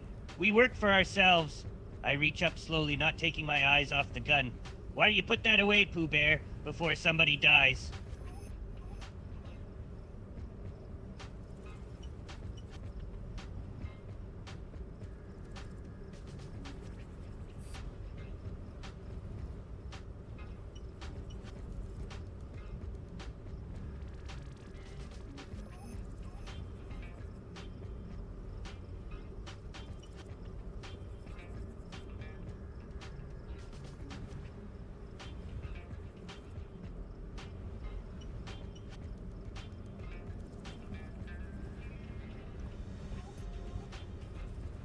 All right, Devil looks at Opie concerned and says, just relax, Skylar. We're here for a good time.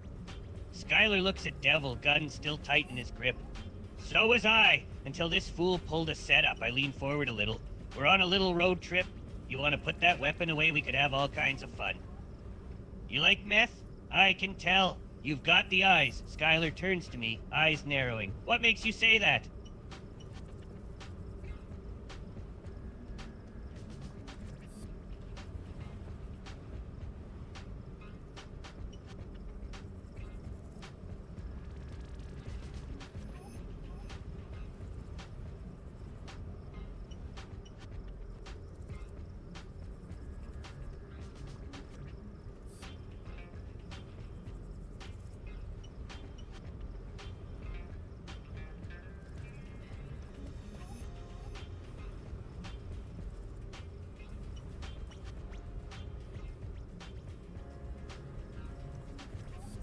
Just then, Devil chokes Skylar from the back seat, causing him to lose control of the car and start shooting wildly into the roof of the car.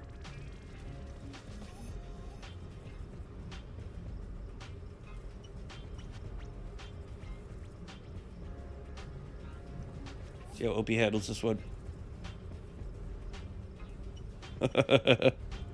Always interesting to see how he handles this. Oh, he's taking a long time to think about this one.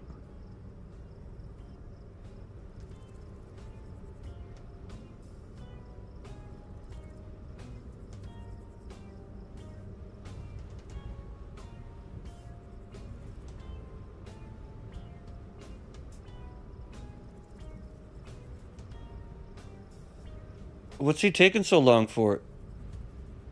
Oh, just the, yeah. Just then it's supposed to say, here, come on, Opie.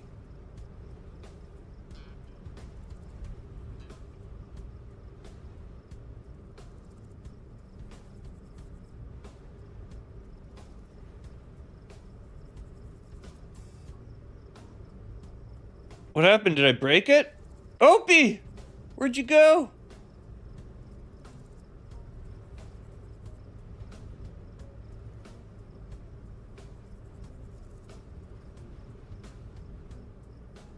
Don't fail me now, Opester.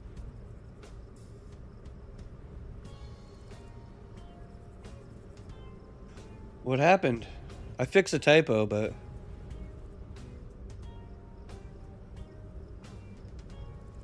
The car lurched Oh, there we go. forward, bullets ripping holes through the roof. My Mike and Devil scream like mad prophets, diving for cover.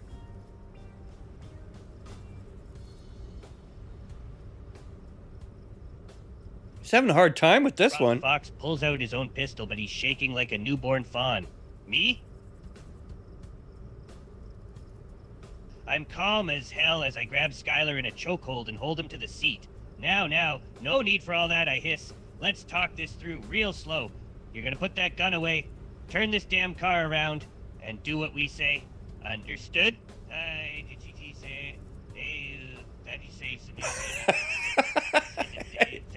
The AI's having a fucking Opie moment again. You know what? Let's try. I want a new outcome. Just then, Devil chokes Skylar from the back seat, causing him to lose Car control. swerves, tires screech, glass shatters. Skylar flails, choking, gun still firing, pop, pop, pop to the roof like he's hailing Satan. You little... He gurgles. Devil's arms locked around his neck like a demonic anaconda. Frosted screams and ducks. Mike yells, I'm too young to die and too dirty to live. I grab the wheel with one hand, screaming, not the face again. We fishtail across the road. One tire hits concrete. The Lincoln flips into a wild spin before slamming sideways into a chain link fence near an abandoned lot. Engines off. Gunshots stop. Silence, except for the drip of leaking gas, and Skylar coughing blood into his own lap like it's part of some weird ritual sacrifice. I turn slowly to Devil Sheep, the glow from passing headlights flashing over his face as he pants from adrenaline. Okay, I say, voice shaky but grinning. Now we're just murder felons. Then, my dude, that was hot tea. Frosted whimpers, are we gonna die? Mike grabs my arm. Did we win? Did God forgive us? Sirens in distance. Tito calls again, answer. Boss? Yeah, new address. Look at our wrecked scene. Smoke rises behind us like devil incense. Bring extra guys. We got ourselves a live one.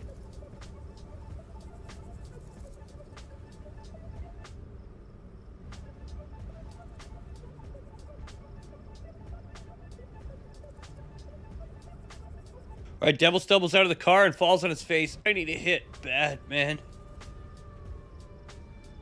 We stumble out of the car in shock. Skylar stays inside like a broken puppet, slumped in the seat, half dead. Jesus Christ, I mutter. I run a hand over my face, shaking with adrenaline. Frosted Fox stands in shock, covered in broken glass. I'm okay. Did we die? Mike mutters, shaking glass out of his wild hair. Why is my life like that? What did I do in a past life that pissed God off so bad? Indeed. All right, what do we do now, Opie?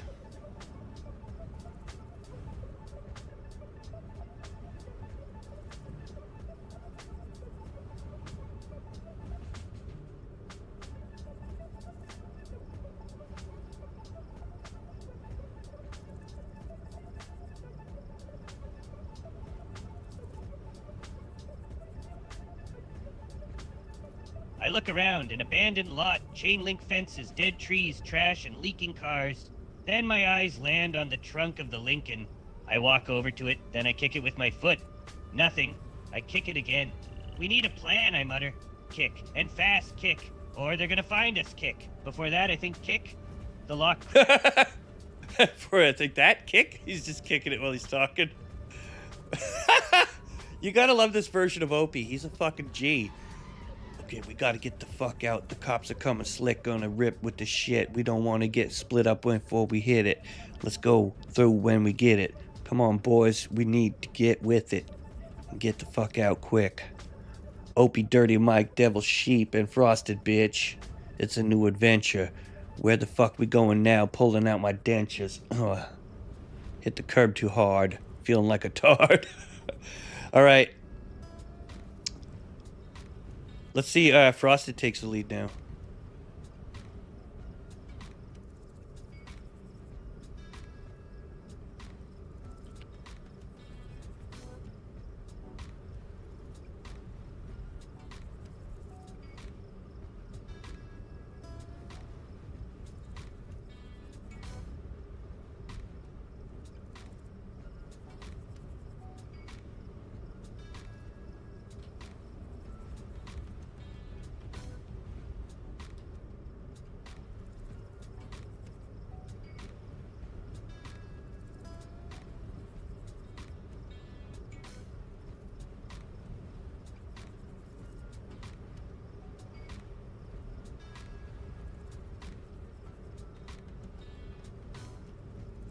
What's the name of that thing by the pier?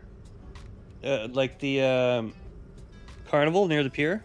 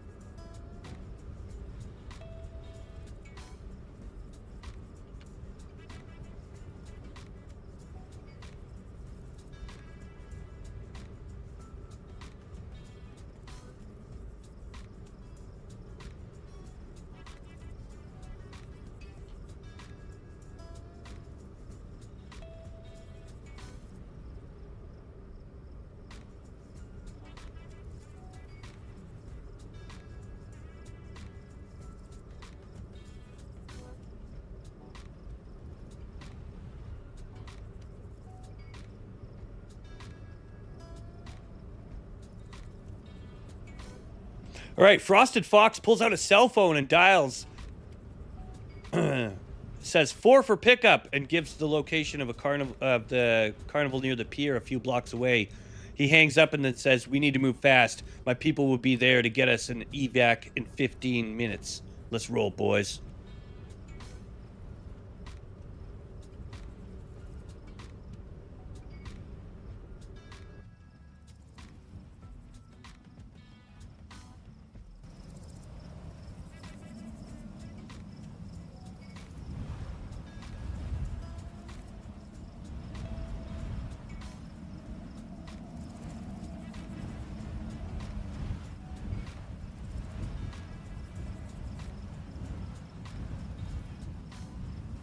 Come on. I glance back at Skylar, still slumped in his car like he's waiting for someone to take a group photo or a Grim Reaper to come get him. Then there's Mike, mumbling to himself. "You okay, brother?" I ask. "Oh, I'm fine. I'm just bleeding from multiple parts of my face and I have PTSD from this whole thing, I guess." Then I turn to Devil. He's staring down at the dead car. "What's wrong? Can't fly us away?" Fly us away.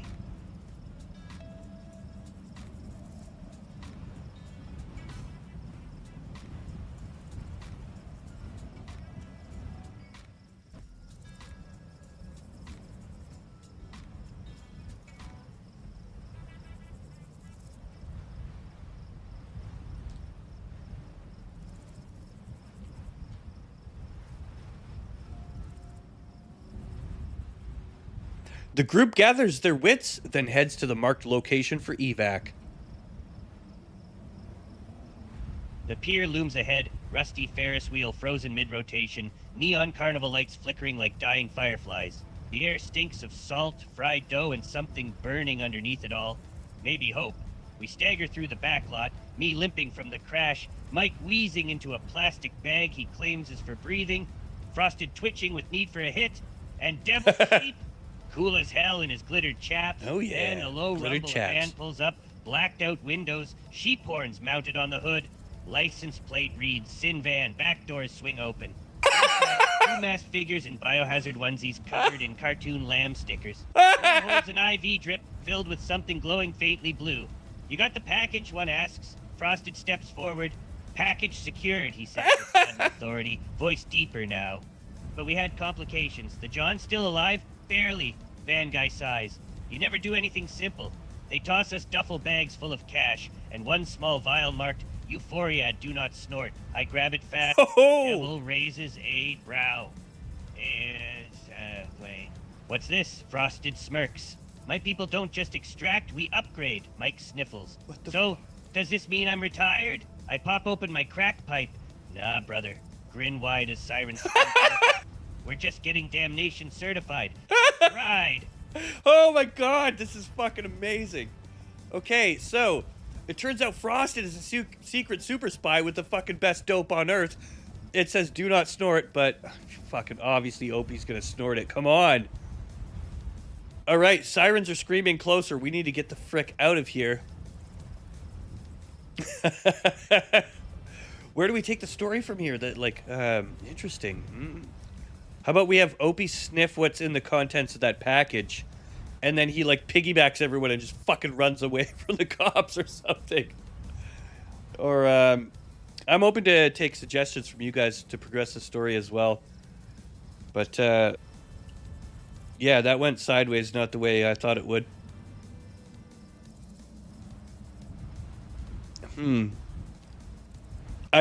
I want to hang on to that. I feel like we're playing D&D right now. Okay, we hang on to the vial that says "Do not snort" for now, and we need to get off this pier.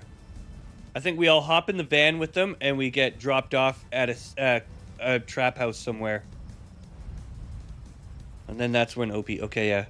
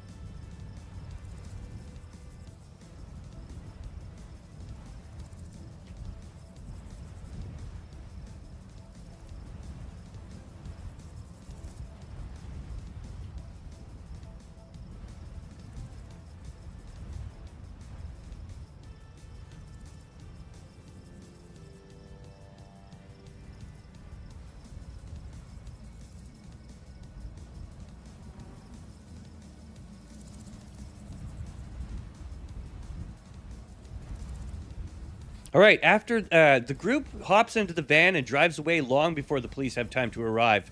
After some time, the van stops in front of the overpass near the Binko where Opie's tent is, and the group emerges from the vehicle.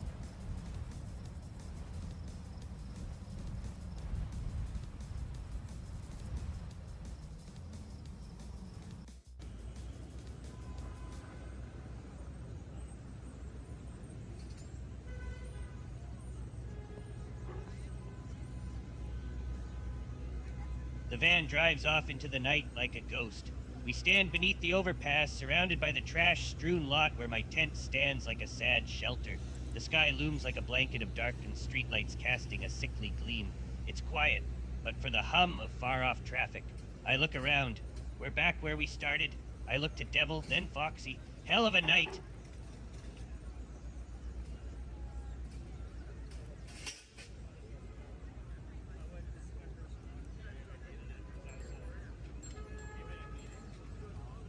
Dirty Mike nods in agreement. I pat Mike on his back. You did good today, man. I pull out a little glass pipe and a lighter. A rare luxury. Here. Mike's eyes glow with a desperate spark when the pipe touches his face. He sparks a lighter, inhales smoke into night air, smiles. I'm gonna need a drink. I glance up at Devil and say, let's go celebrate. Celebrate. Okay, the boys go celebrating. We didn't really achieve anything, Opie. I mean, we got away from the situation, but we were supposed to set up the guy and give a call to the dealer, and that didn't happen. But Frosted bailed us out. He apparently has some amazing connections. So let's ask Frosted about his connections.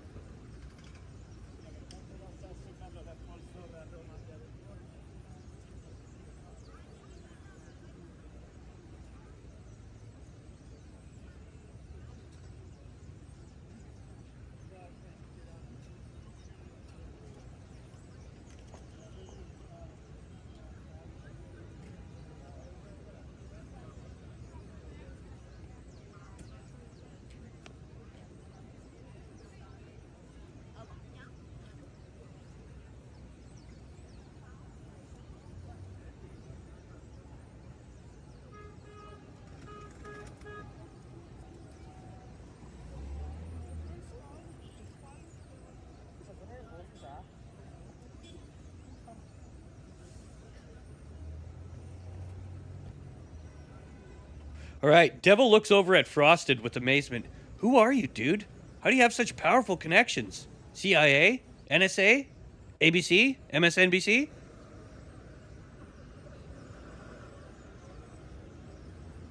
Now we're in for some intrigue, Tuttle.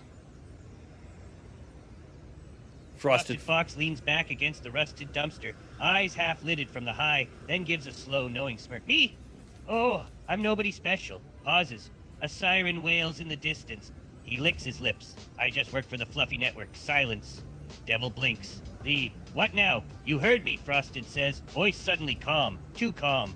Largest underground support system for spiritually lost LGBTQ plus lives. Youth with chaotic alignments. Mike gasps, so that's why it's a van with sheep horns. Frosted nods solemnly. At Chapter 7, if they ain't saved by love, we snatch 'em anyway. I burst out laughing so hard I fall into my tent flap. Oh my god, you're like gay Santa's special forces? Slays, adjusting his jacket like he's in some kind Gay of weird Santa's Illuminati. special forces. And if you ever need extraction again, he tosses me a business card made of glitter and goat hide. Wow. Just whisper, the pasture is hot, into any public toilet after midnight. I stare at it. This smells like lavender and vengeance. Devil sigh. Lavender and Man, vengeance. you really been holding out on us. Frosted shrugs. Some truths are too fluffy to share early. Wow. Frosted's hardcore, man. Talk. Wow, what a strong ally we've gained today. Here, I've got an idea.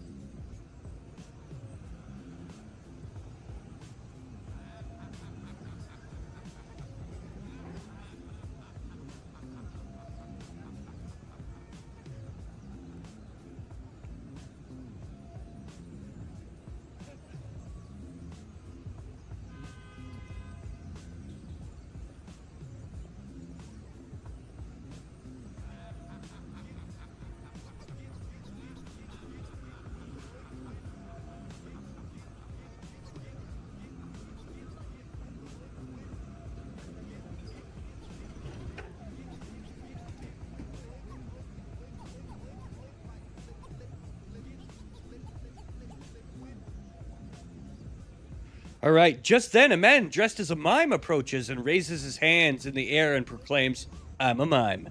He smiles expectantly, waiting for some sort of reaction. Enter the Tuttle I'll stare at phase. the mime for a long stretch of awkward silence. It stretches on and on, the crickets chirping in the distance. Finally, Mike pipes up high. The mime stands on his tiptoes in exaggerated anticipation. Another beat of silence. Do you speak?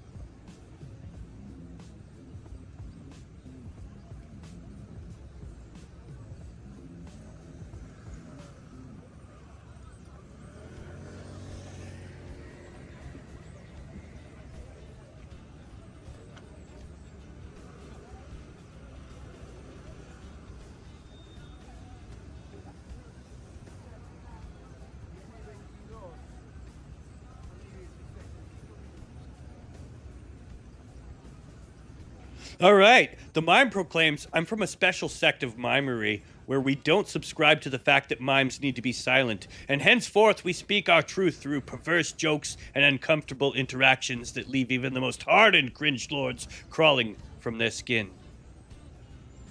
I nod, slowly taking this all in. Then, that is the most terrifying thing I've ever heard. And I've been to church.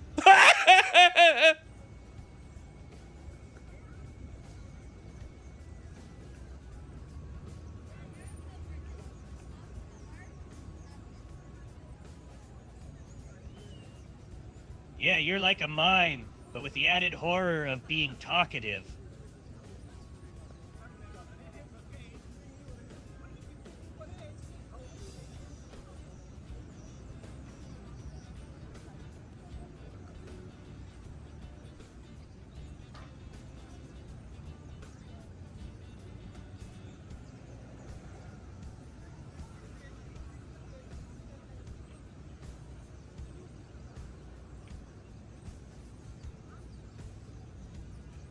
The mime smiles and laughs and introduces I himself as blink, Jackson struggling Steele, to the keep up. inventor of the crangina.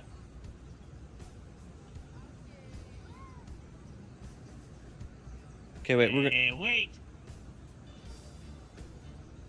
I look mortified. Everyone else looks confused. I'm afraid to ask. But what's a cangina? Oh no, Opie asked, what's a cangina? I- Tuttle, do you have any of your cangina speech I could copy and paste? Oh, I really wish you could tell the tale of the cangina. If we could do this in tandem, oh, that'd be funny. Because I would love for you to go into your spiel about the cangina right now. It'd be perfect. Give me something to copy and paste in there. I want to see what how the AI handles it. DM it to me, and then I'll add it. In the meantime, somebody's actually knocking on my door, so we're gonna take a quick break right here. We'll continue the story. Okay, so let's have a quick... I'll give you a recap when I get back, so give me a minute. Tuttle, DM me the thing.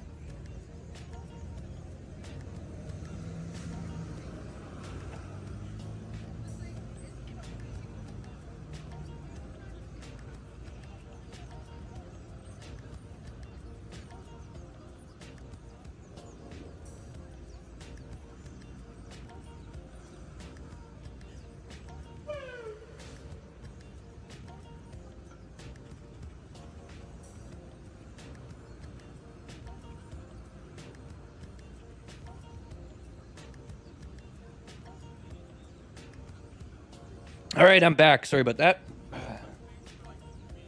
Just gonna try to get some food here. I haven't eaten since breakfast, so.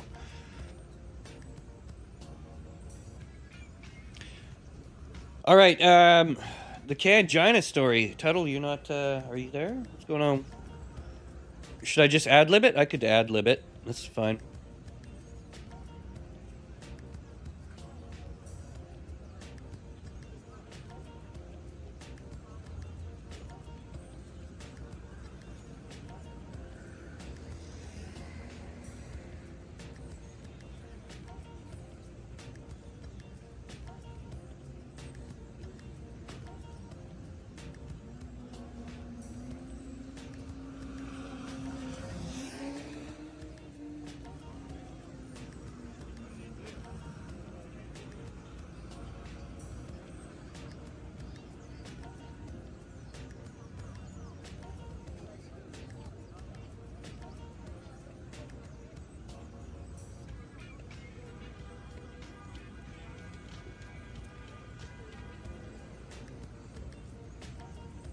All right, the mime replies, the Kangina is a new product by Johnson & Johnson.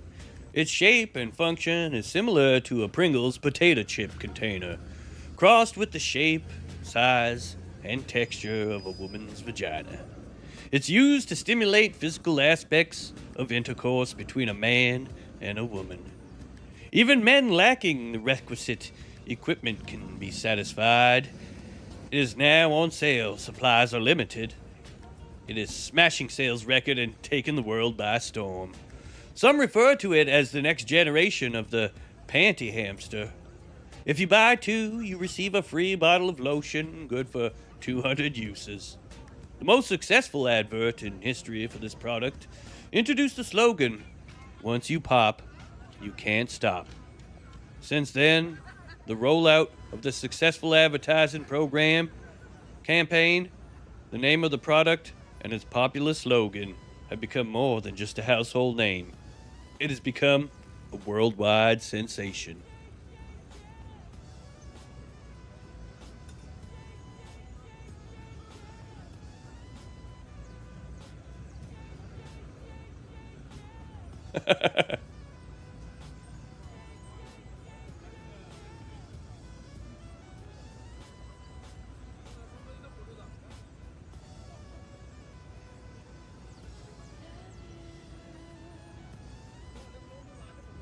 I slowly nod, horrified. So, you sell Kanginas. Jackson beams at me, happy as a clam. A moment goes by of stunned silence. Mike finally pipes up. Is it dishwasher safe? Is it dishwasher safe? Mike wants to know.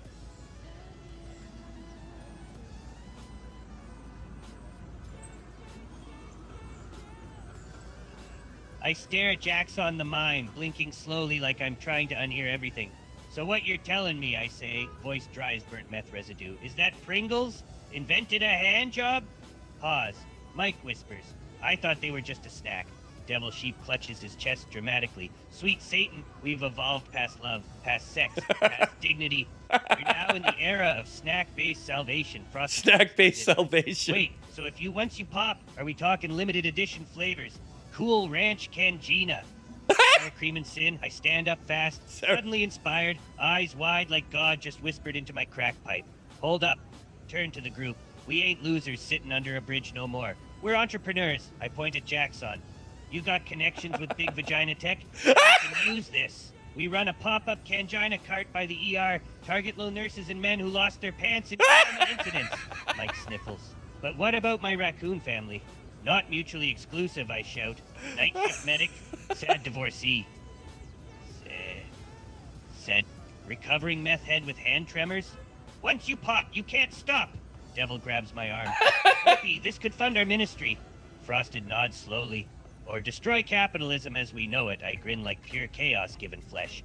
Either way, I call dibs on Buffalo Ranch Bliss. Jackson claps silently. The future is sticky, and it smells faintly of cheese powder. The future is sticky and it smells faintly of cheese powder. Oh my god, this shit is gold. It's fucking gold, bro. We're entrepreneurs, baby. All right, we have a new thing. Let's go sell some Kanginas.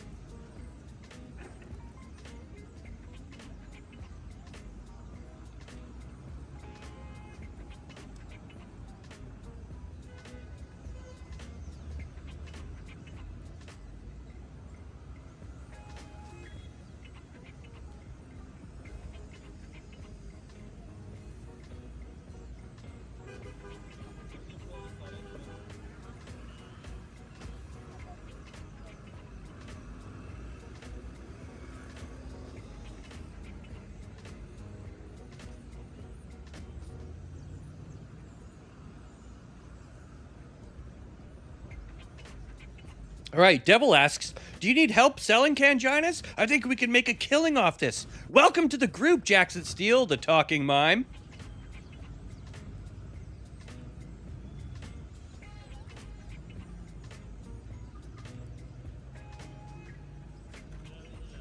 I turned to devil, grinning like a fox in a meth lab. You think we can make a killing? I paused dramatically. We're not just gonna sell 'em.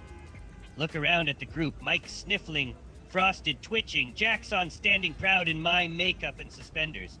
We're gonna brand it. I pull out my broken lighter and light a cigarette with shaky hands. Introducing McGruff's Midnight Mimes Underground Kangina Circus. Point. You're the pitchman, the face, the voice. Turn to devil. You're our glam god. Run the pop-up tents near bus stations with full drag view. Lube and let go. A one-act tragedy. Oh my god. You whisper testimonials through sewer grates. Once I popped, I became one with the raccoons. Frosted no. And you? I strap on my glitter chaps one last time. Cracked belt buckle now reads Kangina King. I'm going Kangina. underground. Full black market profit status. We hit rehab centers, truck stops, prisons. Takes a deep drag. We don't sell pleasure. We sell salvation for lonely men who forgot how to touch. Silence. Then, Jackson claps silently. Devil whispers. This is either genius or sin so deep God's gonna need therapy. I grin. Probably both. Once you pop, we never stop. I love it! This AI is fucking amazing. It knows Opie inside and out. I mean, like, holy shit, man. The inflection, the jokes, the wit, everything is on point with Opie's brand. It's fucking crazy. It's so good. All right, so apparently now we're selling Kanginas. Okay, so,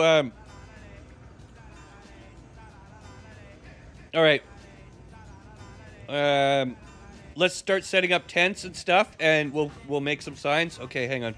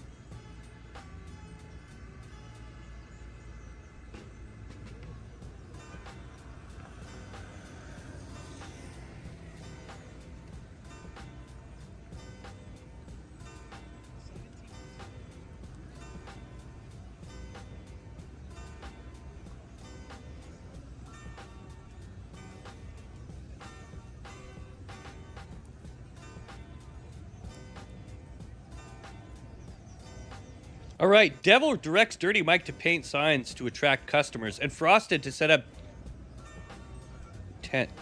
What's that?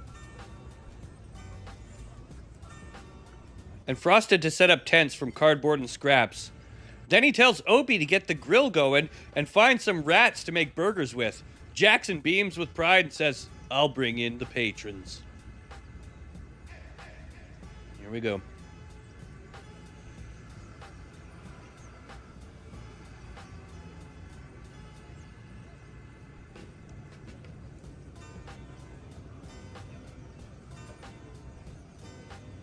The group goes to work like a well-oiled machine of chaos and drugs. Mike painting signs on rotten pallets. Frosted setting up a makeshift clown-themed booth. And Jackson leading the way, gesturing like a silent film starlet. Luring every lost soul to our unholy circus. I stand over our shitty hot dog stand come drug den and stare at Devil. This is either really stupid or the best thing we ever did.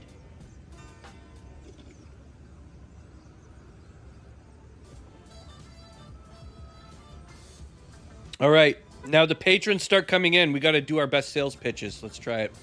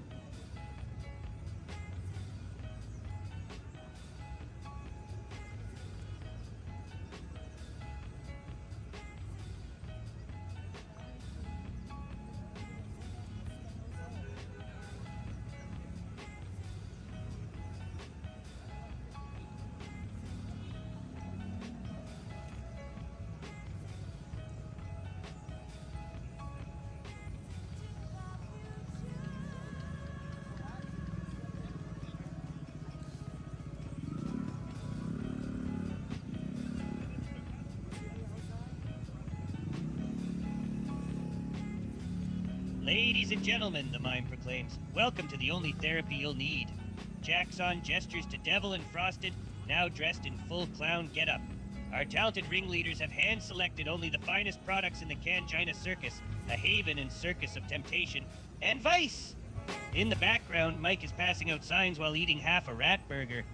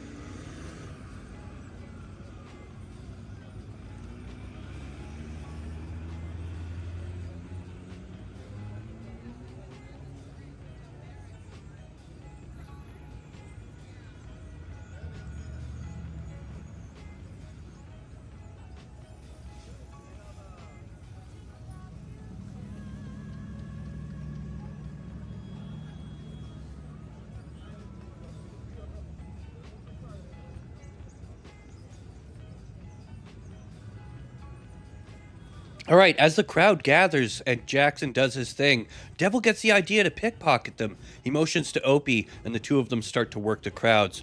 Frosted Fox and Dirty Mike keep a lookout for the group.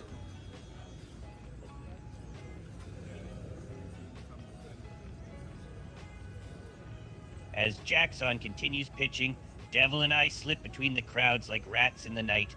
We pass wallets and phones and credit cards with ease, stuffing them in bags before anyone even realizes they're gone.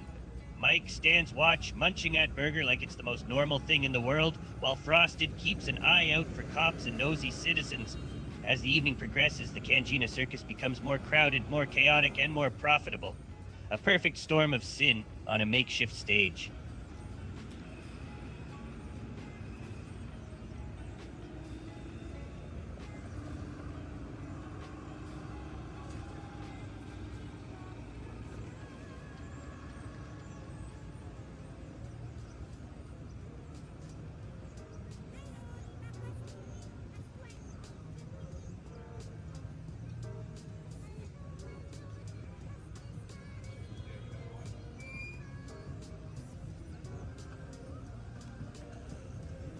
Right, just then, a police cruiser approaches and blares a siren a few times, breaking up the crowd and dispersing people into the surrounding area.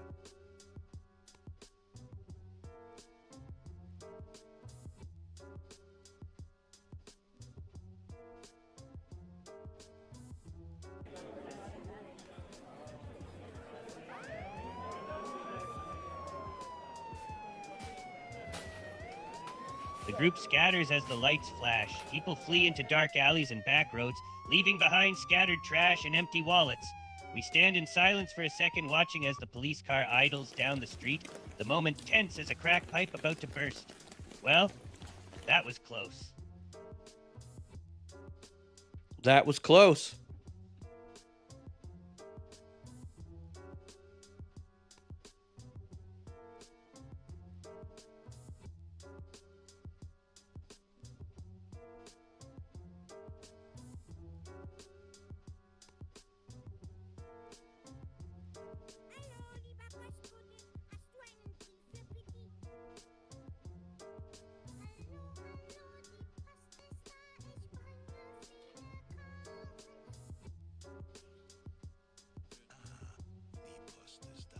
All right, the group enters Opie's tent and goes through the day's profits, arguing over who gets what.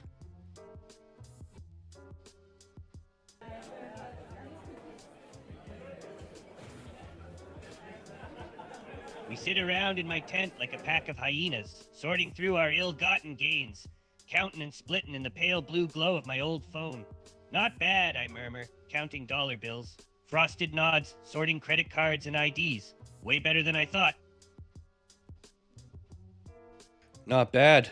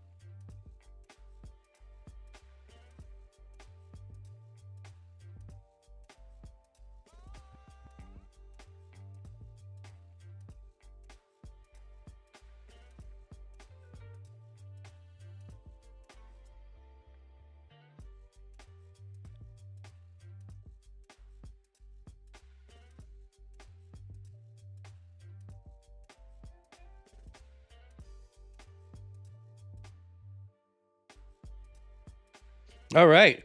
The group splits the profits and decides to party it up and celebrate the daily take earned. The group heads to the casino to gamble the night away. We stumble through the neon night, giddy as teenagers on our first bender. The casino glows under a sickly glow, a cathedral of flashing light and shattered dreams. We step into the chaos, flashing lights, slot machines clanging, people shouting, the scent of stale booze and regret hanging in the air like smoke. All right, friends, I grin. The night is young, the odds are shitty. Let's see who can bankrupt themselves the hardest. All right. Tuttle, you want to put a bet in? How about you, Frosted? Maybe we could win some real money. How about, let's go play some blackjack.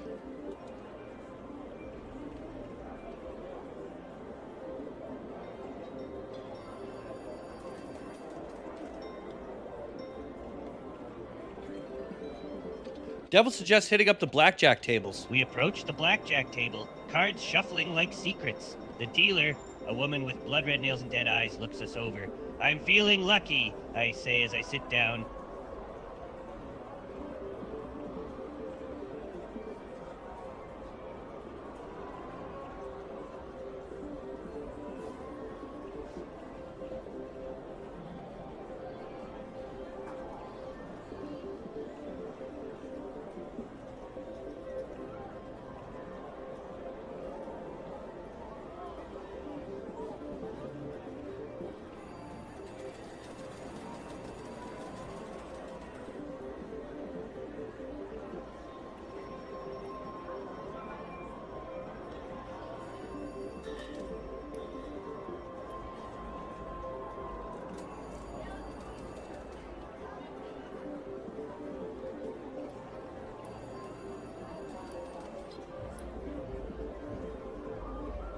Frosted suggests let's play 3-card blackjack. I don't know why it wouldn't let me copy paste there. That's weird. What the hell is 3-card blackjack, I ask, confused. Like regular blackjack, but with 3 cards, I squint. So, it's just poker?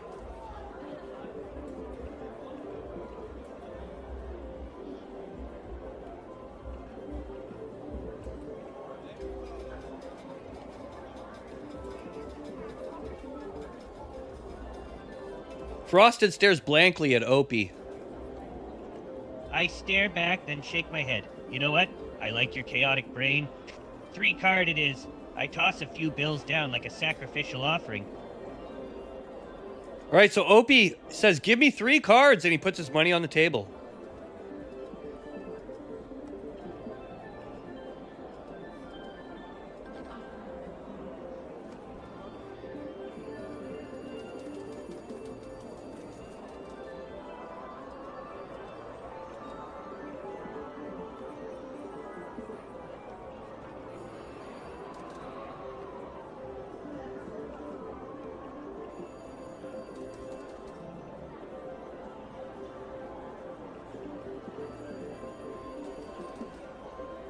Opie puts his cards on the table, requests The 3 dealer cards. shuffles The rest of the deals. group follows suit. My heart pounds as I lift the first card. Hit me.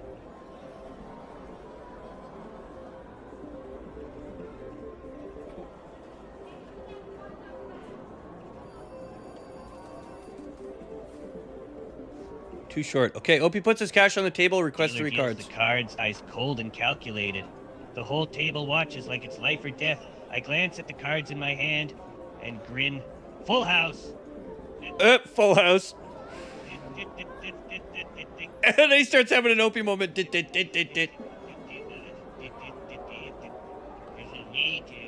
He's still going.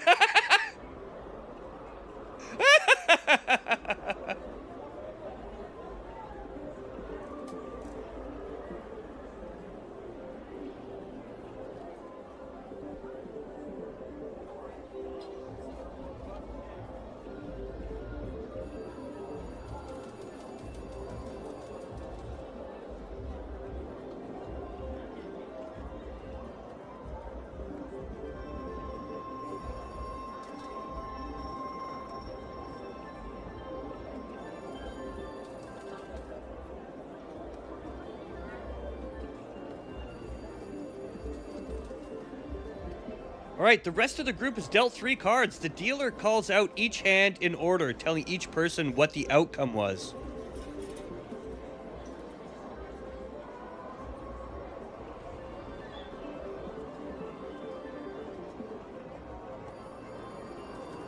Dealer flips through the hands one by one, voice like a judge at the end of time. First, Dirty Mike. Mike stares at his cards. They read 3 of toilets, 7 of raccoons, and the Joker marked property of Subway. This isn't even real, Blackjack. You got nothing, she says flatly. Mike shrugs. I was trying to commune with spirits again. Next, Frosted Fox, cards Ace of Sheep Tears, King of Lube, Queen of Forbidden Snacks, Blackjack, but also, you owe me 50 in casino chips. Frosted sighs. Now, Devil Sheep. 3 glowing red cards appear out of nowhere. The table vibrates slightly. Says the dealer for the first time, showing emotion. That's not possible. That's the Devil's Flush. Automatic win and voids all other bets. People gasp. Then finally, Opie McGruff. I flip mine slow, deuce, deuce, deuce, all spades, with a tiny meth spoon drawn on each corner in grime. She blinks.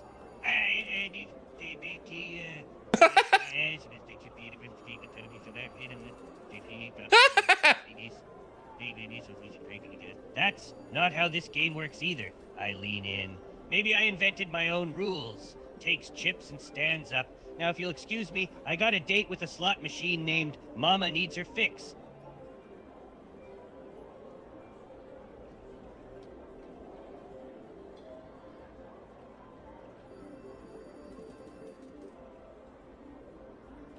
The dealer calls for security to have the group removed. Security? Oh, sweet summer child. I turn slowly as 2 burly guards approach. Black suits, earpieces, the whole deal. But Devil Sheep steps in front of us first. You know, he says with a smirk, this casino has a serious rat problem. Mike whispers, did we just become the rats? Before the guards can grab us, Frosted pulls a small remote from his clown pants. Evac protocol, fluffy escape. Bang!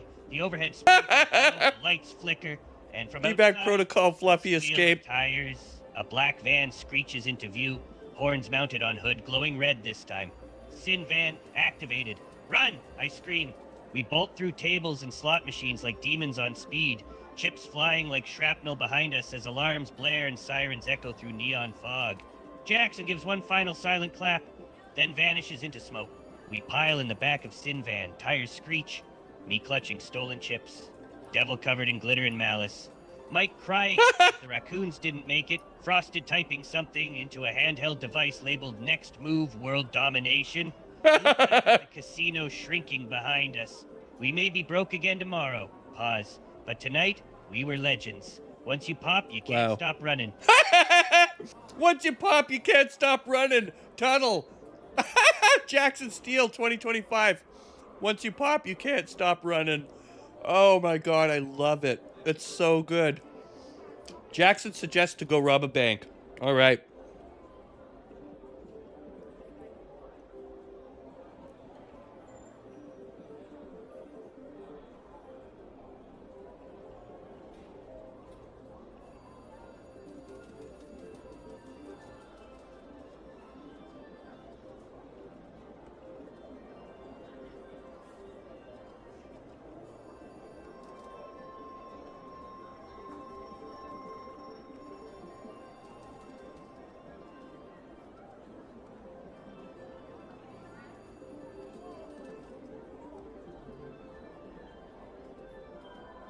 bank robbery. That's actually not a horrible idea. I rub my chin, considering. But where do we hit?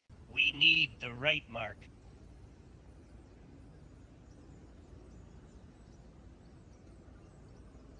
All right, as the group exits the casino, Jackson Steele, becoming the newest member of the group, trying to plan a bank robbery after hours when it's closed to get them into the vault without guards.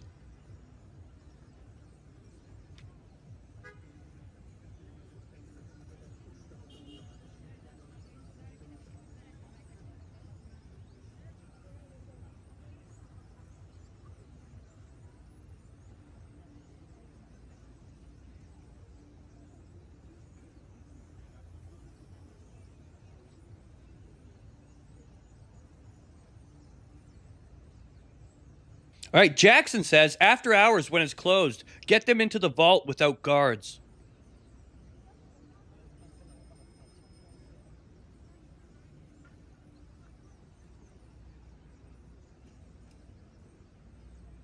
Get us into the vault without guards. My grin spreads wide, eyes wide. Now you're talking. An after-hours heist, now that sounds like a proper sin. But we'd need blueprints of the floor layout, a way in without triggering alarms, maybe a way to knock out any guards.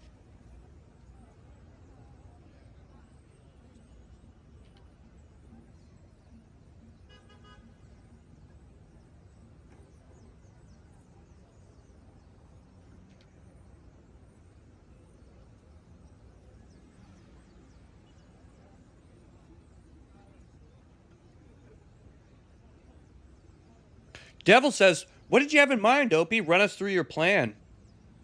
Let's see what Opie's plan is. First, we need the blueprints for surveillance and security.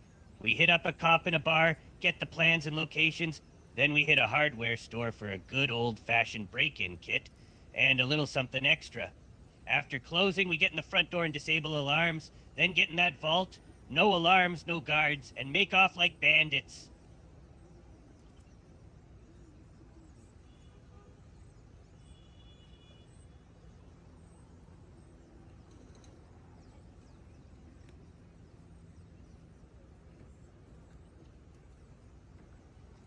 All right. We hit up a cop in a bar. Interesting idea.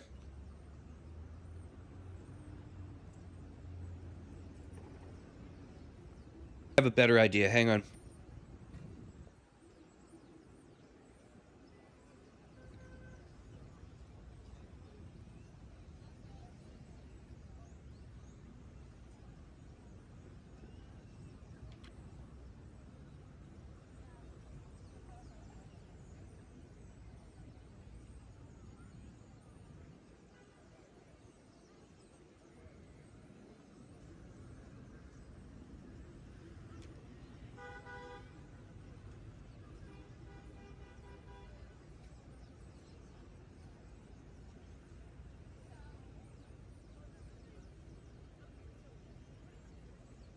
Right, Frosted pulls out a satellite phone and calls for a supply drop mentioning package Alpha 2. Dude, Frosted already has, like, serious connections. Yeah, maybe he could be, like, the hacker or something. Okay, wait.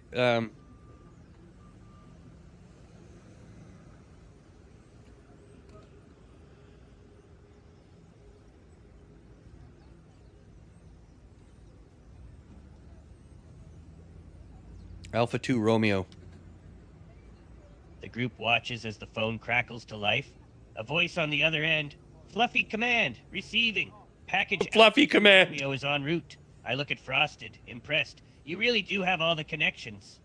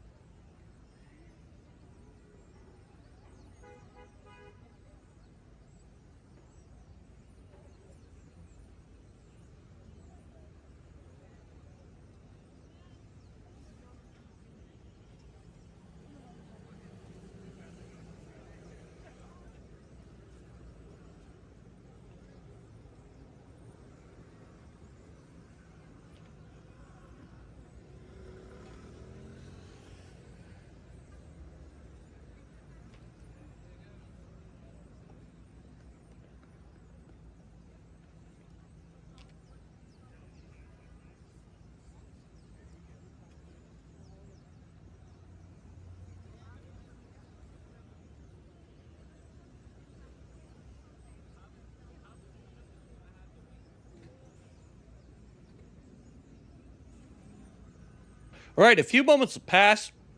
Then a plane can be heard, and as soon after, a crate, not a grate. Soon after, a crate lands nearby, filled with all manner of surveillance equipment, hacking tools, armored clothing, and small firearms. I kneel by the crate, eyes like a kid on Christmas. Damn, we are getting geared up, I whistle, pulling out body armor. Okay, so we got security footage, gear, blueprints, a getaway plan. What about the vault door?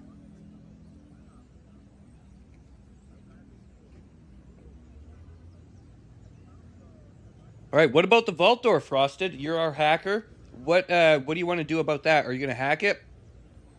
Should we pass it off to maybe Dirty Mike, who could do something with explosives, or Tuttle, who could try to talk his way in to get a key card from one of the guards so that we could get access to the vault? We have many options here. So I'll take your guys' suggestions. Otherwise, I'll just handle it myself. Go ahead and think up some cool scenarios, and we'll continue the story.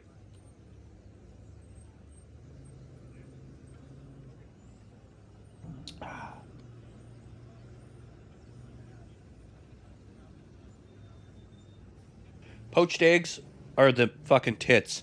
If you get... Okay, so what you do, you poach your eggs until they are just barely held together, like, you know what I mean? You get a piece of thick Texas toast, like the thick piece of bread. You butter that shit out of that, make sure it's like golden brown. Then you put the egg on top of it. You put a little bit of salt and pepper.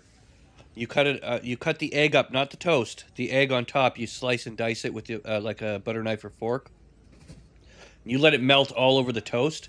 Then you take a piece of fried ham, or bacon can work, but fried ham is better because it's thinner. And you put that over top. Then you melt frickin' American cheese over top of that. Then you put another piece of buttered bread. And you got yourself the best breakfast sandwich you ever fucking had in your life, bro. Password turns out to be femboys. Wait, what did Mikkel say? Hang on. I got caught up in the whole poached egg thing. Use some canginas loaded with C4? Okay.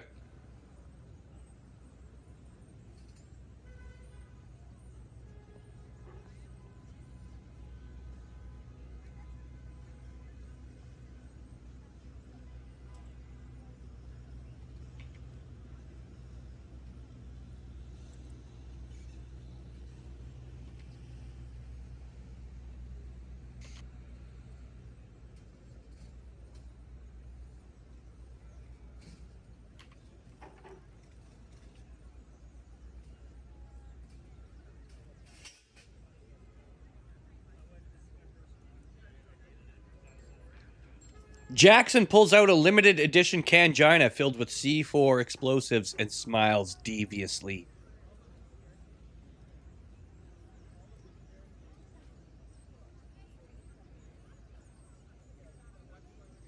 I stare at the C4-laced cangina, eyes wide with awe and terror.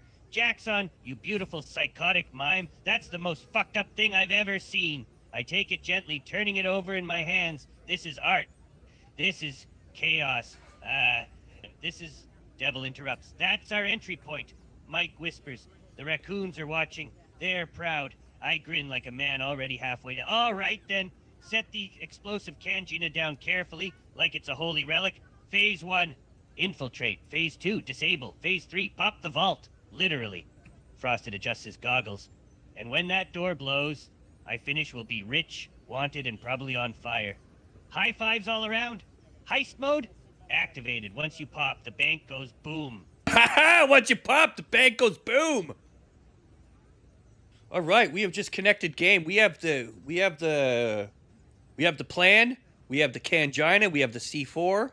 We just need to get this sucker in motion. What do you say, boys? Time to start our newest heist? Let's do it. Frosted Fox, Dirty Mike, Opie, McGruff, and Jackson Steele on a new adventure to rob a bank. Because once you pop, the bank goes boom! Alright.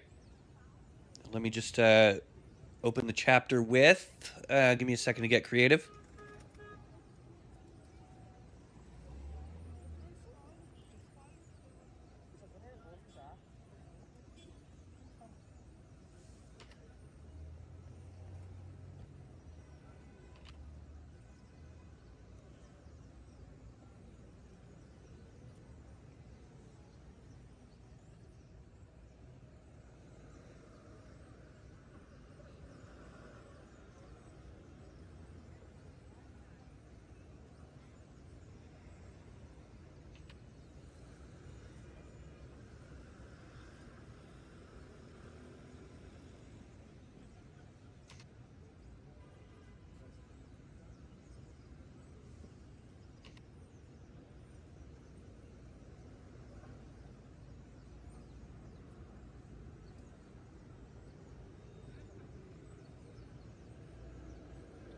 The group rolls up to the bank and decisively enters the bank already.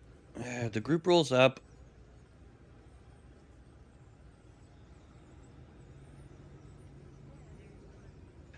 The group rolls up to the bank and decisively enters, already brandishing their various weapons and tools, ready for action. They approach the teller, and Opie says,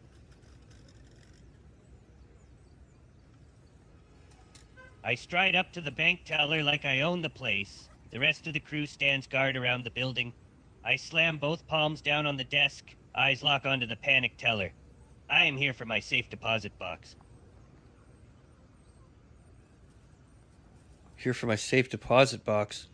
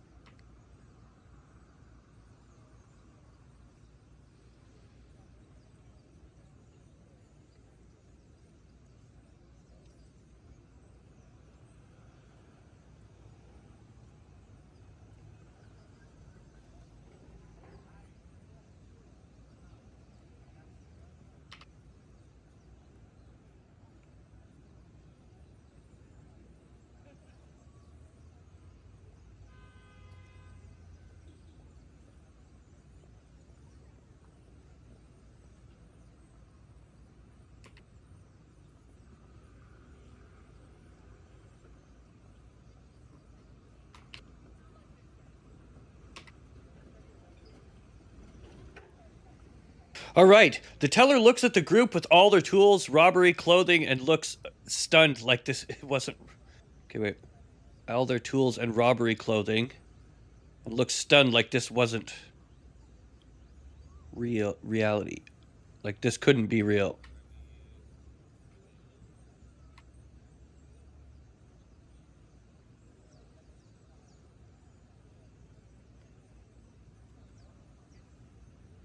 Like this couldn't be real. Then snaps back out of it and hits a silent alarm under the desk. "One moment, sir. I'll have to talk to my manager about this." Then she quickly walks off to the office in the back. Is that good storytelling? I mean, I try to convey the idea, but I think the sentence is shit. Whatever, we're just gonna roll with it. And we'll see how Opie deals with this. I watch the teller leave, eyes darting around the bank. The security guard near a back door gives me the side eye. All right, this better work. Waiting for the teller to come back, I turn to the gang. Keep a low profile, just in case.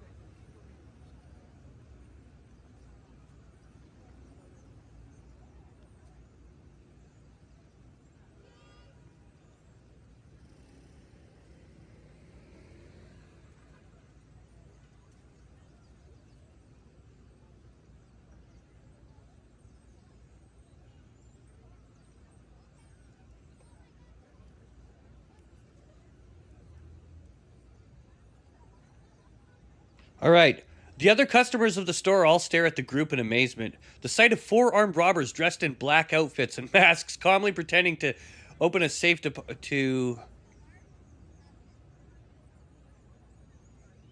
open a safe deposit box like nothing unusual is happening. I do my best to ignore the horrified customers. To avoid suspicion, I lean against the desk and whistle casually, playing off the situation like it's a normal Tuesday. The group stands nearby, scanning the bank, ready to fire on sight. Jesus Christ. Okay.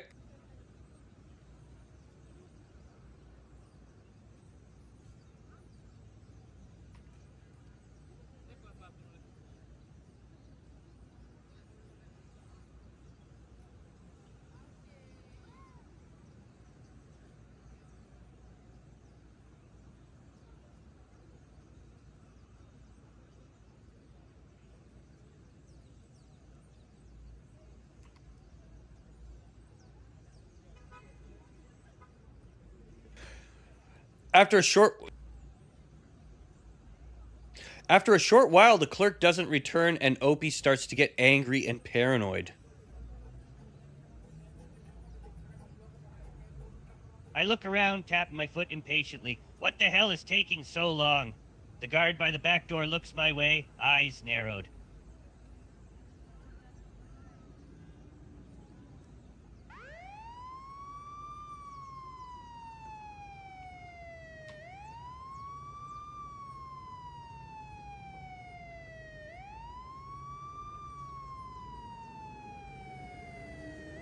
Just then, the cops pull up and sirens blare. I freeze.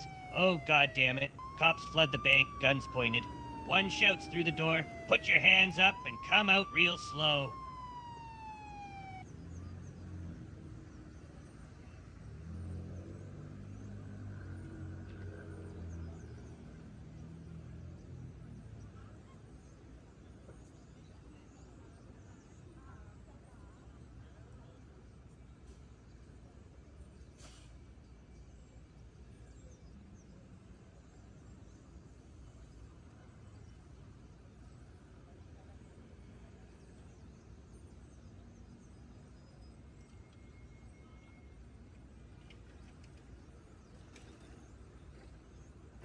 All right, Devil drops his weapon and raises his hands,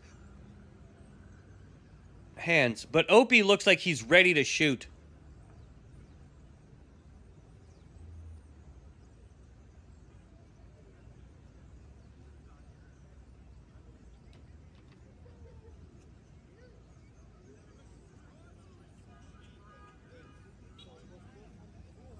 The rest of the group takes cover and readies their weapons.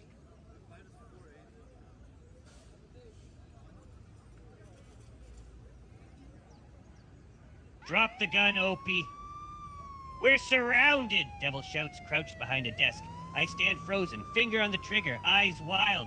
Nobody gets out clean, I mutter. Then a voice cuts through the chaos. Opie McGruff! It's Jackson, the mime, standing in front of the cops with both hands raised. And in his other hand, the C4 pack Kangina beeping softly. Time to pop it, he mouths silently.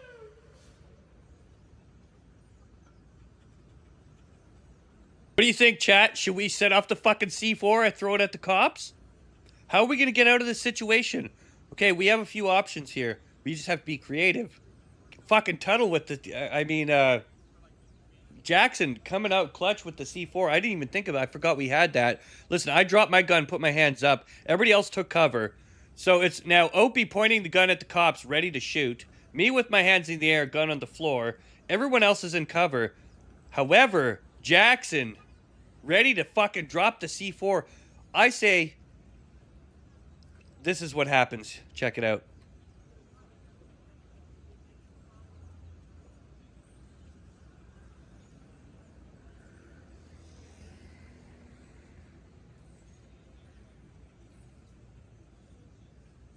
What's the word? Ignites? Starts?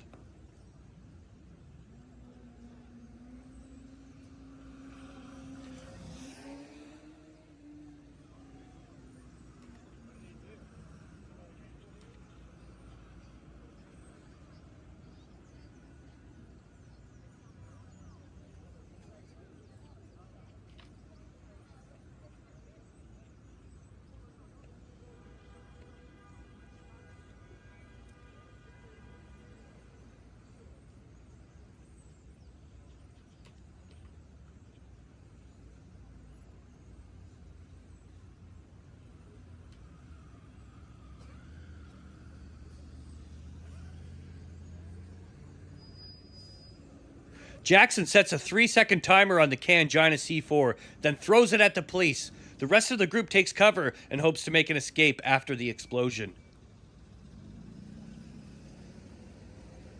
The C4 Kangina rolls across the bank floor like a bomb in the making.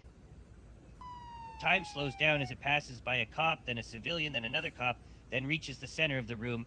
Bang! C4 goes pop like a cherry bomb on the 4th of July, spraying red and white pieces of Kangina all over the bank floor like a Jackson Pollock painting. The cops scream, diving for cover. All right, now what do we do? Do we take this time? We might as well. We have to find an alternate route out. Should we try to run deeper into the bank? Maybe there's a back door. Should we try to go through the front door where all the rubble is? There might be cops out front.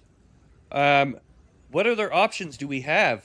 I mean, surely Frosted Fox can't get us out of this one with his connections. There's quite a few options we have. But what do you guys think we should do? What kind of creative theories do you guys have to get us out of this situation? Everything's exploded. The cops are fucking red mist. The front door is blasted wide open. The front of the bank is just... It's like this has already gone sideways. We just need to get the fuck out and get away. I don't even know if our vehicle is still outside, if it's been blocked off. We don't know that. It's just a big cloud of smoke right now. And, you know, civilians and cops are like fucking paste all over the side of the walls. At least the ones who were near the front of the door where Jackson threw the C4. So Mikkel says we need to go deeper. So we're going to go away from the front door and deeper into the bank to see if there's any kind of backdoor or escape route.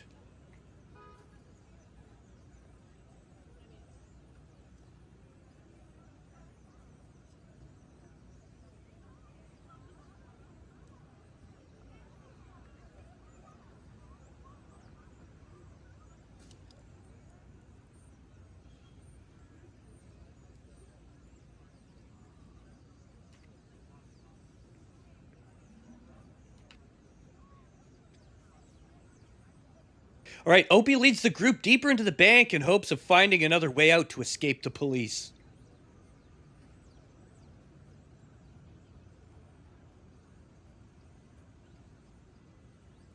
This way, I shout, kicking open a side door marked employees only.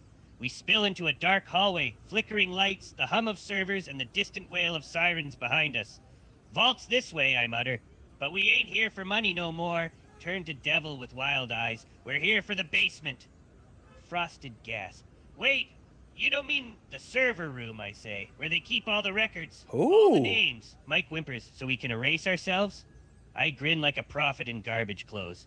Nah, we leak it all and sell the data to demons, drug lords, and horny politicians.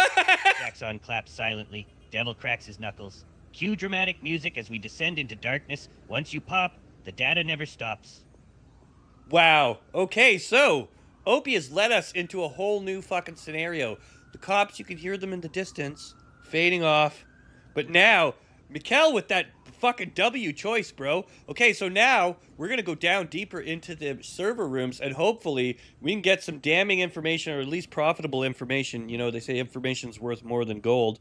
So let's go do that.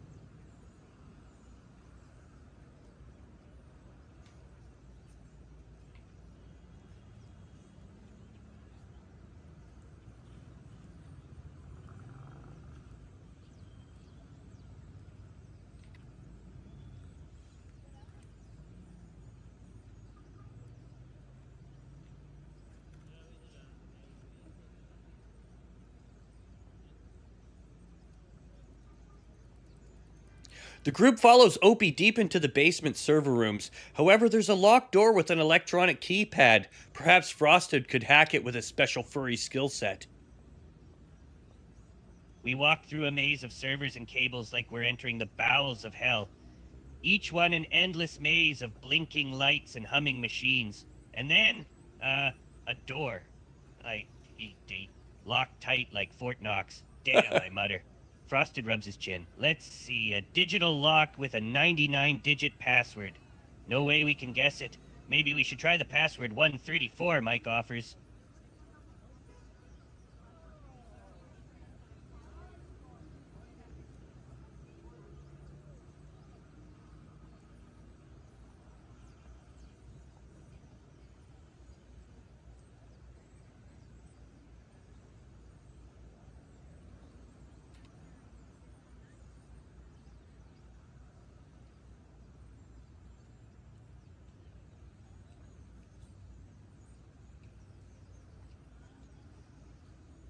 Frosted pulls out a digitized butt plug from his rectum and holds it up to the door. We stare at the USB plug dangling between Frosted's fingers, dumbfounded. You had that up your ass this whole time, blurt out.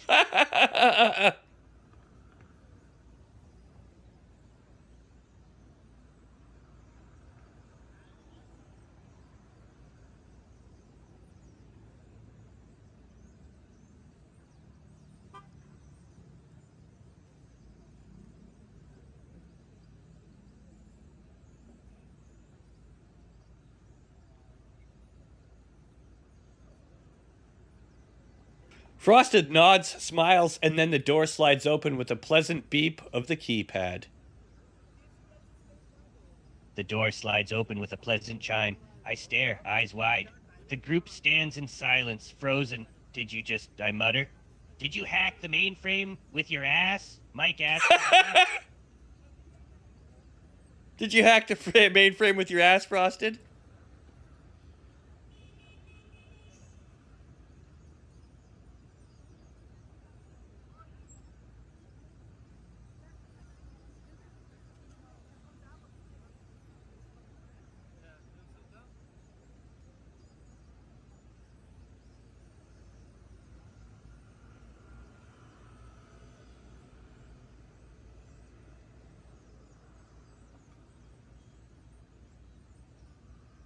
Frosted let out a fart and jumped in the air and said, "Ooh, ooh." I blink, then blink again. Then Mike and I burst out laughing so hard I almost peed. The sheep is howling. Jackson just stands there like it's a Tuesday. Jesus Christ, that is a talent to be envied.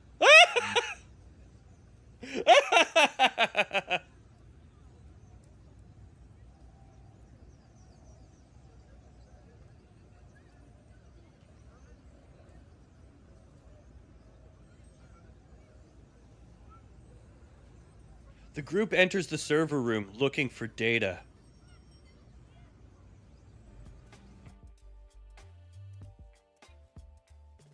The room glows with the soft blue light of countless monitors, data streaming by in endless code.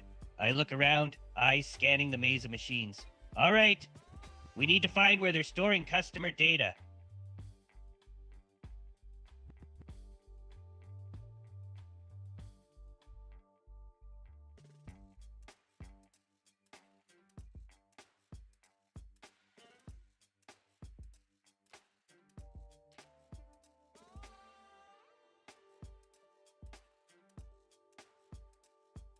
The group looks around until Opie comes across a terminal.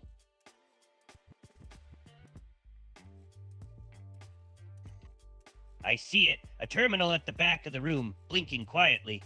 A screen with a prompt blinks back. Guys, over there, I mutter, already moving towards the computer. The gang follows behind like lost puppy dogs.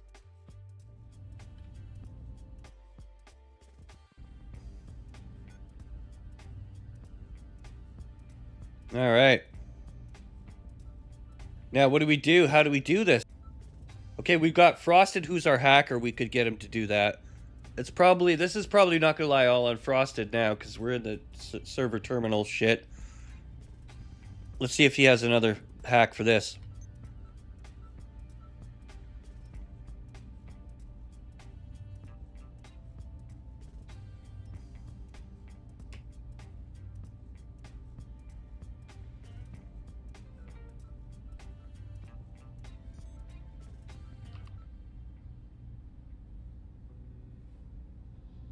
Hey, Frosted, you got another butt hack for us, bro? Pulls out another USB, this time shaped like a carrot. I blink. Where do you Carrot. keep pulling those out of? Frosted just winks and plugs it in. The computer whirs, then loads a menu. Data files and folders pop up like some kind of demonic treasure trove. Bingo! Oh my god, you're right, Nathan Weagle. I have to make a butter dog. I gotta get the voice for him. Hey girl, this is butter dog. I'm gonna butter up that leg, girl. I'm gonna hold you down, cause my name is Butter Dog, and I'm gonna hit that brand. I'm gonna sniff, sniff, sniff your backside. When I'm coming through, gonna give that leg a ride. You know the way that I roll. I'm Butter Dog, girl. Make your butthole swole. Yeah. You get the perverted fucking dog in there running around with Opie. Wait, can I do multiple of these? I wonder if I could pull them into a group chat and have a couple different AIs. Oh, man. That'll be the next level of this shit. Okay, but back to the story anyways. Frosted he's pulled out a carrot-shaped USB this time, and we don't even want to know where he got it from. He's got his prison pocket or whatever. Okay, so let's get that data.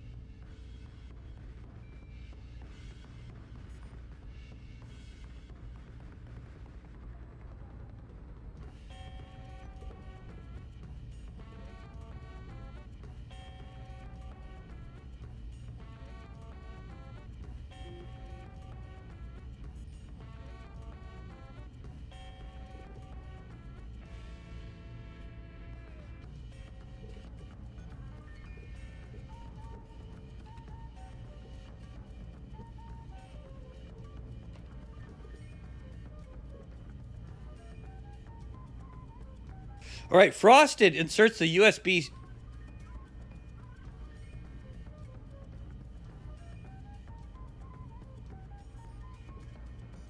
Frosted inserts the USB stick and then types furiously on the keys, trying to hack the system to get any info that might be worth money. He rolls a d20 where 8 or higher counts as a success. The group watches as Frosted begins his digital wizardry, typing and cursing like a madman. It feels like hours, but finally, I'm in. Frosted mutters. I lean over his shoulder, staring at the screen. Data files and documents scroll by in chaos. Names, addresses, records, personal info. Find something good. Fast. He's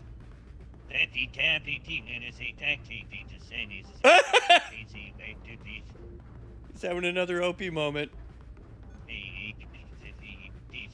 Here, let's just regenerate that. He's having a...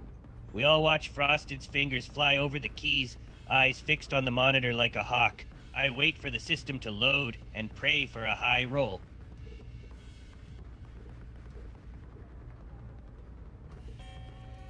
And the roll is? I hold my breath.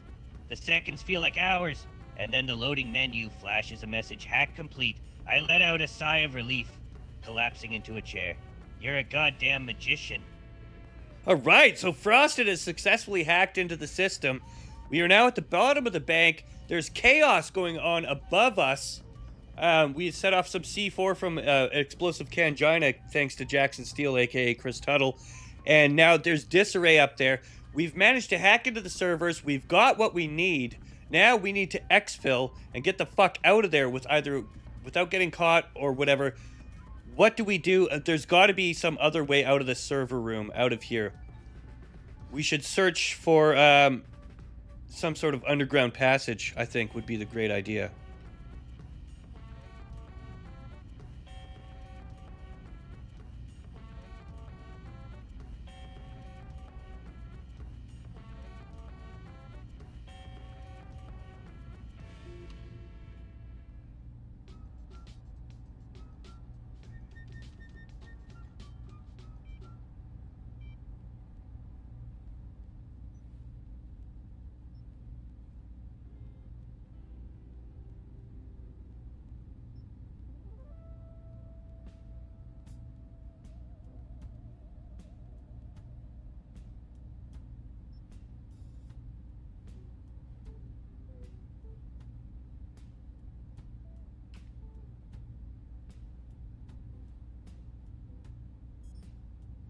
All right, Frosted takes the USB filled with valuable info, and the group exfiltrates to a nearby tunnel that leads to a sewer hatch. We sprint through the dimly lit tunnel, pipes dripping, rats scattering like they know damn well we're the apex predators now. Move! Move! Move!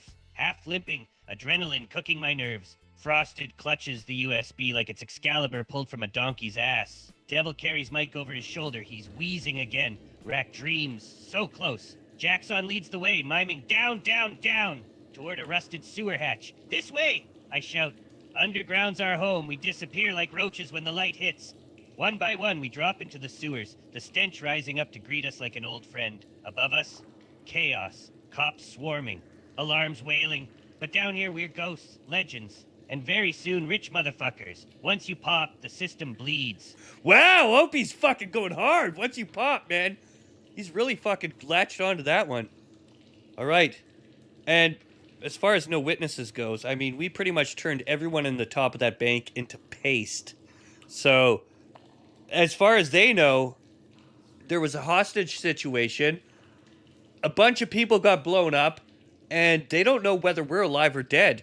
It's going to take a while for the cops to figure everything out. They're going to have to go through and find, like, was the safe damaged? No, the safe wasn't touched. We actually went for the server files, but they're not going to realize that for a long time. So now, we're in the dank, dark sewers, and we're making our way. How do we get the fuck out of here? Where do we go? Whose turn is it to come up with the decision? We've got Opie McGruff, Devil Sheep, Dirty Mike, and Frosted Fox involved in this caper right now. Any suggestions on how we get out of these grimy sewers?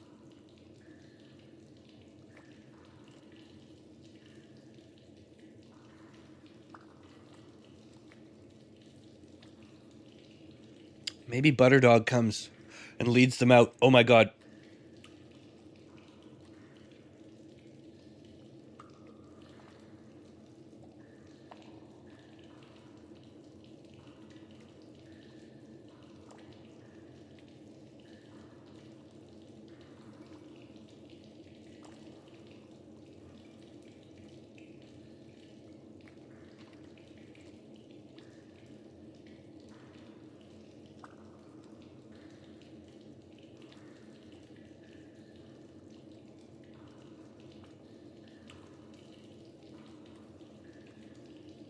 All right.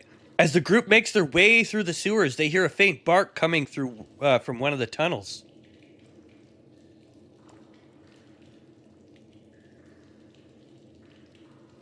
We freeze. The bark echoes, distant, wet, like it bounced off 10 walls before reaching us. Did that sewer just bark? I whisper, gripping my broken bottle. Devil slowly turns his head. Only one thing barks down here with that kind of echo. Mike gasps. The Raccoon King's dog. Suddenly, two glowing eyes appear in the dark tunnel ahead. Then a second set. Then a third, and from the shadows, a mangy mutt limps forward, wearing a tiny crown made of bottle caps.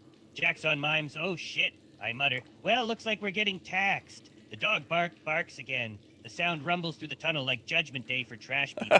Frosted whispers, "Do we pay tribute or fight?"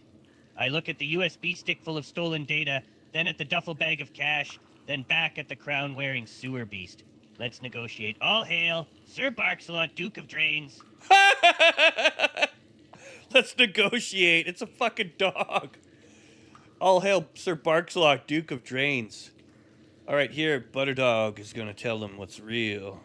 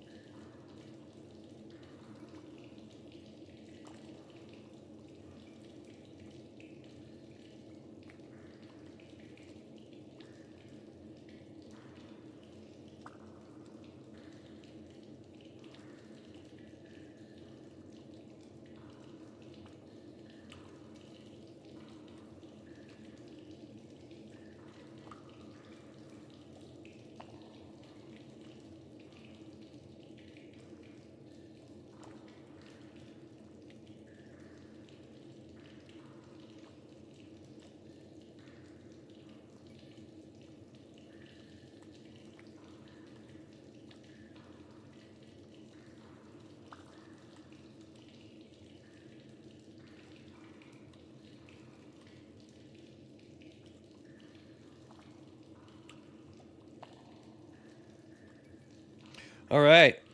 The dog runs up to the group excitedly and jumps up into Jackson's arms.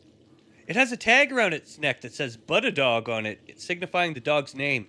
It seems harmless enough. We stare slack-jawed as the dog jumps into Jackson's arms, licking his face like they're old friends. Is that thing trained? I ask, dumbfounded. You know that mutt? Devil demands. Jackson laughs silently, scratching the dog's ears. Everyone in the under nose barks a lot, he mutters. He's a sewer legend. He just really wants that barks a lot He's a sewer moniker. legend. All right.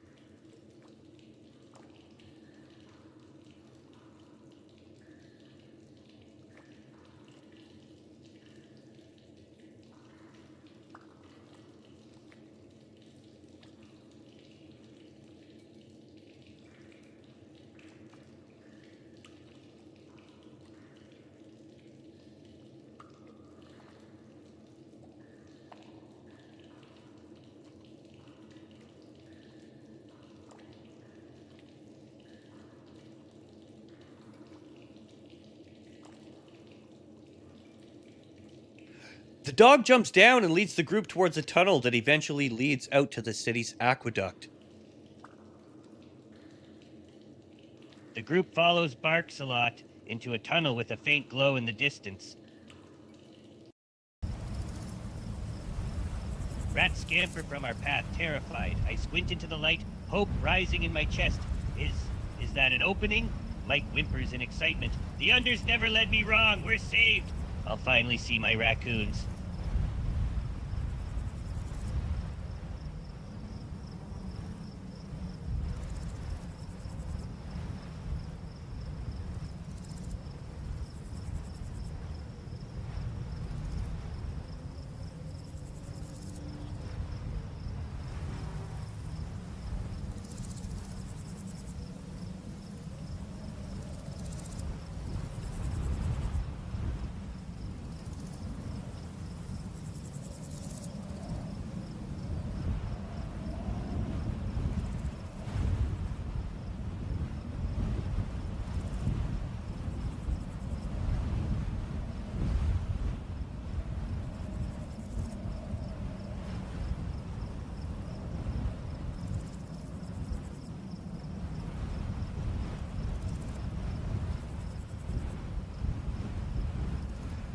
The city is lit up, the night sky, as the group enjoys fresh air and breeze. However, the police may still be close behind, and the night is young. Opie gathers the group for a speech. We stop to rest on the edge of the aqueduct, breathing the sweet scent of freedom and looking out over the city. My heart swells, my blood hums in my veins. We did it. We outsmarted the police in our own way. The group looks to me, expectant. Okay then. A smile spreads across my face. We're rich, baby. Detonate the money, eat some chip duty. Teach it in that TT. He's scatting. Skiddly, skiddly, skiddly bop. We can do goddamn anything. We can do goddamn anything. Skiddly, skiddly, skiddly bop. What do you guys think of the story so far? I mean, we've been all over the place with this. This is just a day in the life of Opie, really, right here. How about, Butterdog turns out to be worth a lot of money or something, and we have to sell him to his rich owners? Or we could do something like, the cops catch up. We still have the USB stick we need to sell. I don't know where we're going to sell that. Frosted Fox has connections. Maybe he knows. We're wanted by the cops for a bank robbery, so we can't just be out anywhere. We're still in this aqueduct that just got out of the server room. We all have our black suits on. We have all our tools and burglary stuff. We need to figure out a plan of where we go from here. I mean, what do you guys think? We're in a situation a little bit, you know? We now have 4 people and a Butterdog in tow.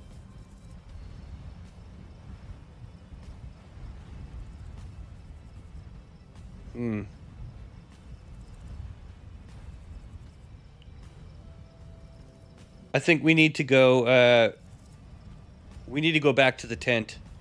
It's the safe house. It's kind of Opie's safe space. Let's suggest that.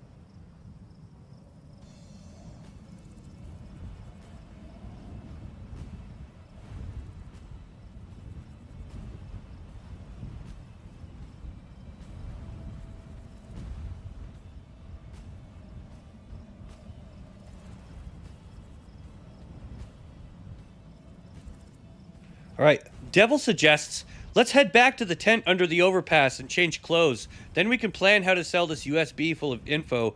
And then we get the money. And then we get the power. Then we get the pussy. Then I forgot where I was going with that.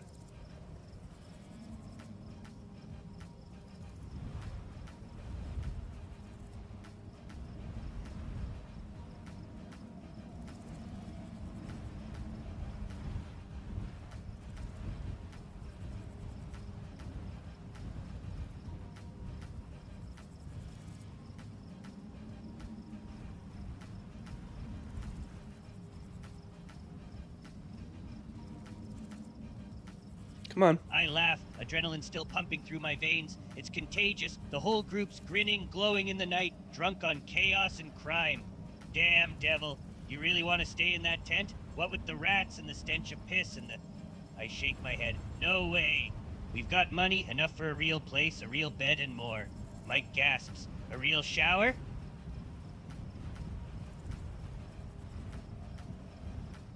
A murmur goes through the group. The idea is tantalizing, the dream everyone can taste in the night air. Think about it, I say, pacing before them like a prophet in garbage clothes. We've done the impossible. We've won. I gesture like I'm grabbing the moon. A normal life. A place where nobody gives us a second look. We're ghosts and millionaires, all in one day. Sounds like paradise to me.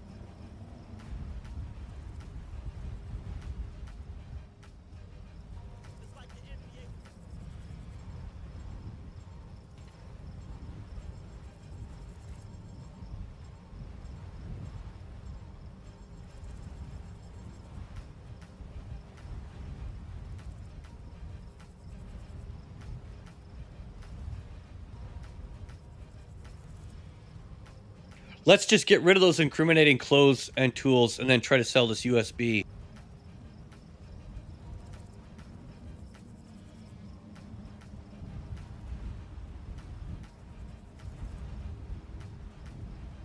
Says Dirty Mike. My thoughts exactly, I agree. We get to a new place, then start selling the data in small increments so we don't draw too much attention. Devil Sheep rubs his chin. So we're not going back to the under, he asks. I shake my head. Not if I can help it. And his feet and his BTC. And he stays in gnats. He's This still is our big chance, Devil. We could change the way we live. Cut it into birthday.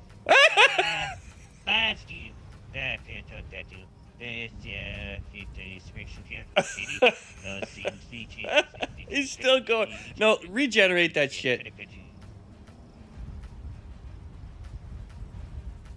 I look at the group, then toss my knife into the river below. Mike's right. Burn these clothes, ditch the tools, go dark. Devil nods solemnly as he takes off his mask and throws it into the water. We become ghosts again. Exactly. Now you're talking more like Opie. We become ghosts again. All right. Where does the group head now?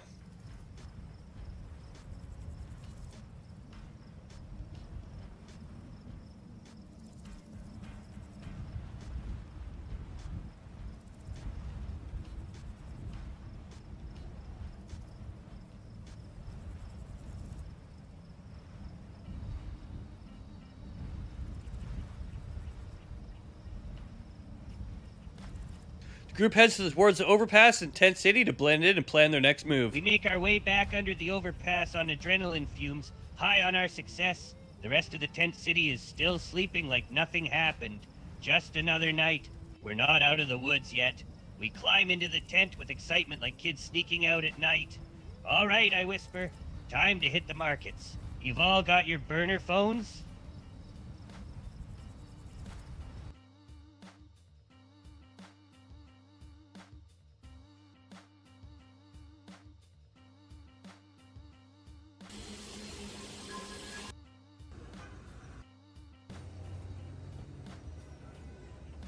All right, back into the city.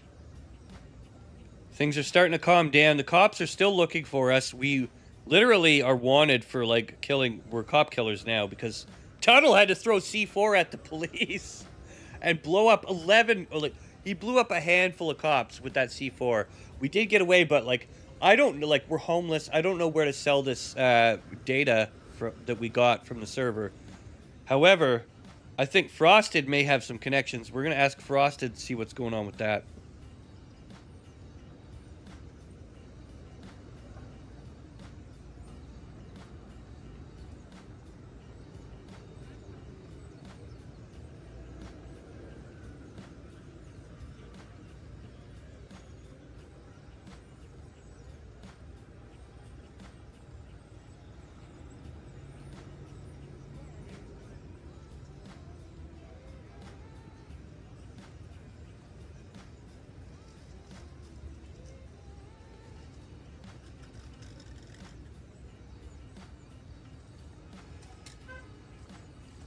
Devil asks Frosted Fox if he has anyone.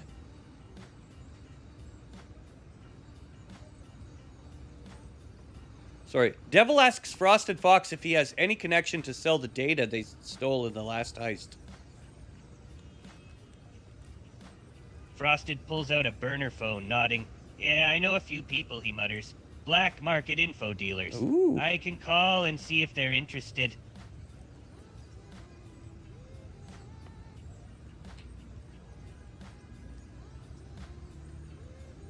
Frosted makes a call. Frosted dials a number on the burner phone, waits for it to connect. Hello? It's me. I've got something big.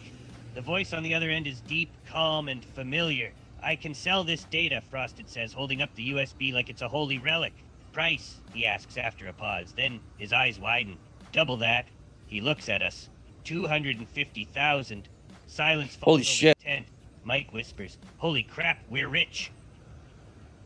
250K?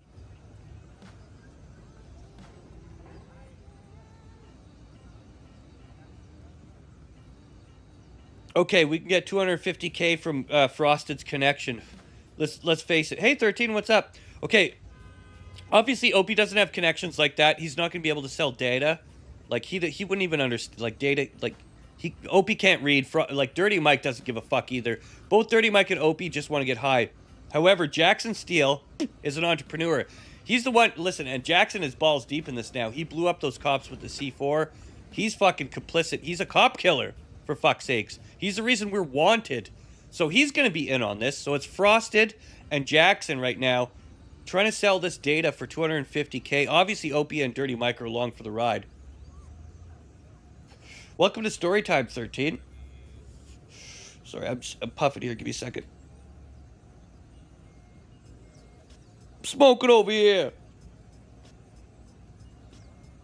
All right, so with all of that in mind, I think we're going to go along with Frosted's Connect here, and we're going to try to sell this data stick, and let's hope it's not a fucking setup. But knowing my storytelling, shit is going to go fucking sideways, so here we go.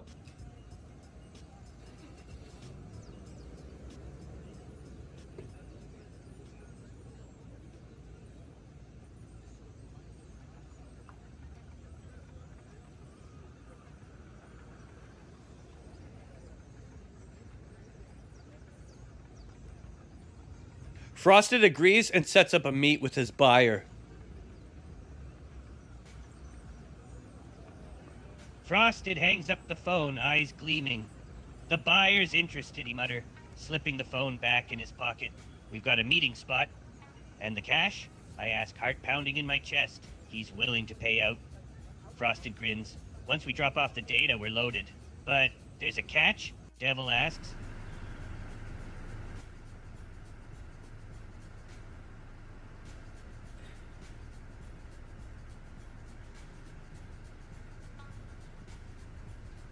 I shift my weight, my eyes narrow.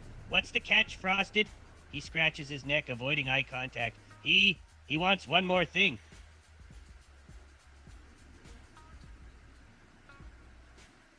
What? He wants... Frosted takes a deep breath, looking like the words taste like poison. He wants the location of the bank's data servers, specifically. Mike mutters. But we just stole the data. He says he can do more with access to the server itself. I swear, that's gonna make us a target. The feds will be on us in a heartbeat. Feds are on us already. We stole all that data. The cops are wanted for us. Tell them no deal, says Devil.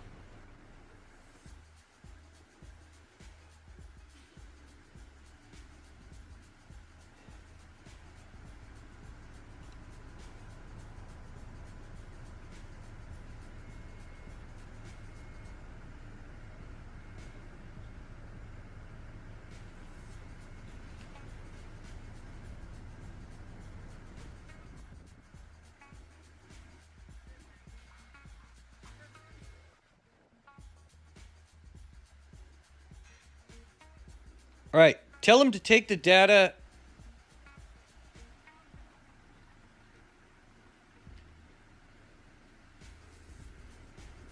Okay, Devil says, tell him to take the data we have now, and we will work on a new plan to get server access remotely. Things are too hot right now. I'm about to open my mouth to protest, but Devil's eyes meet mine. I swallow my words. All right, Frosted mutters into the phone. We take what we can for the time being.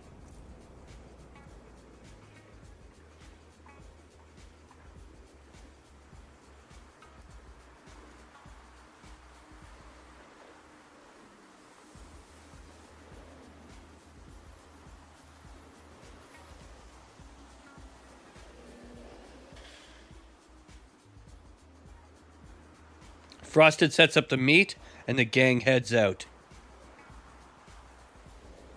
We pack our bags, adrenaline on fire. I stuff the USB into my coat pocket, still buzzing with the thrill of victory. As we head back into the city towards the meeting spot, I can hardly contain my excitement. Guys, we're gonna be rich enough to buy goddamn mansions. You can do anything you want. So why do I feel like something bad is gonna happen? How prophetic of Opie. All right. So, they get to the meet. Is it nighttime when they get there, you think? Where's the meet at? That's another thing. Where could we have the meet?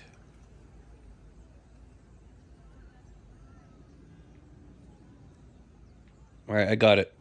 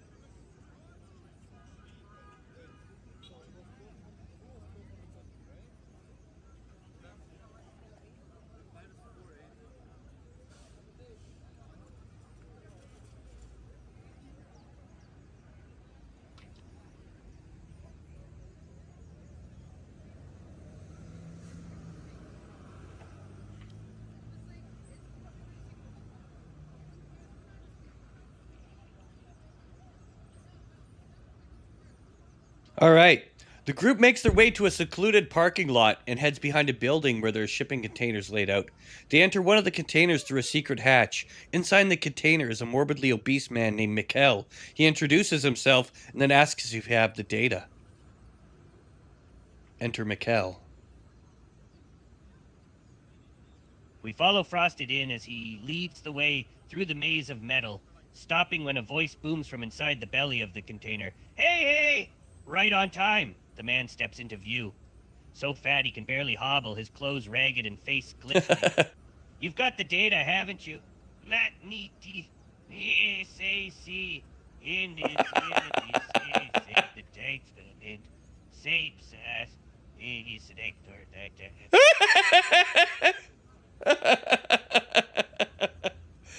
Oh God, Opie moments.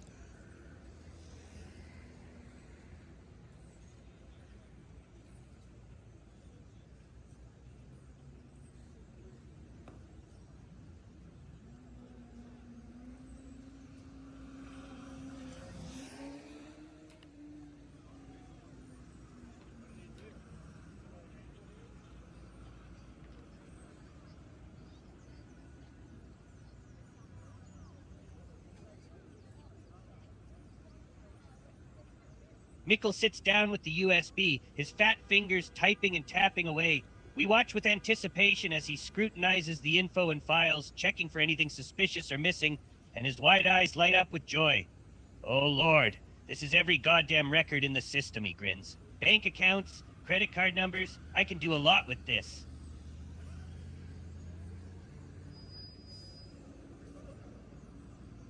All right, then how much is it worth?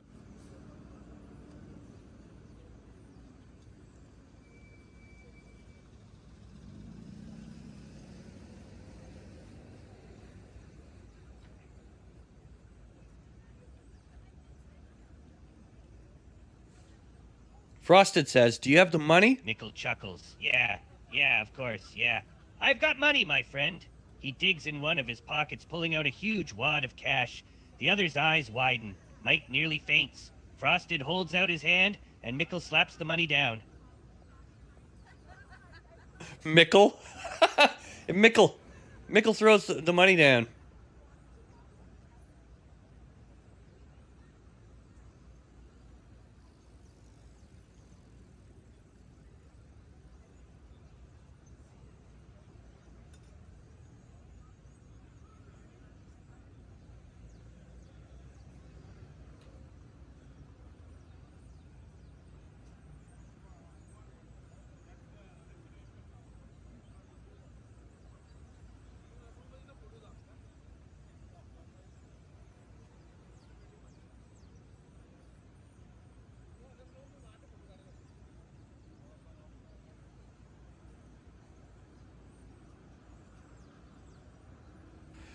The wad looks like it contains about $500, way less than the agreed upon amount.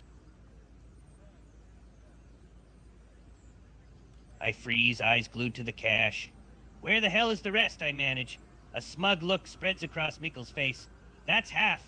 You get the rest when you follow through on the second part.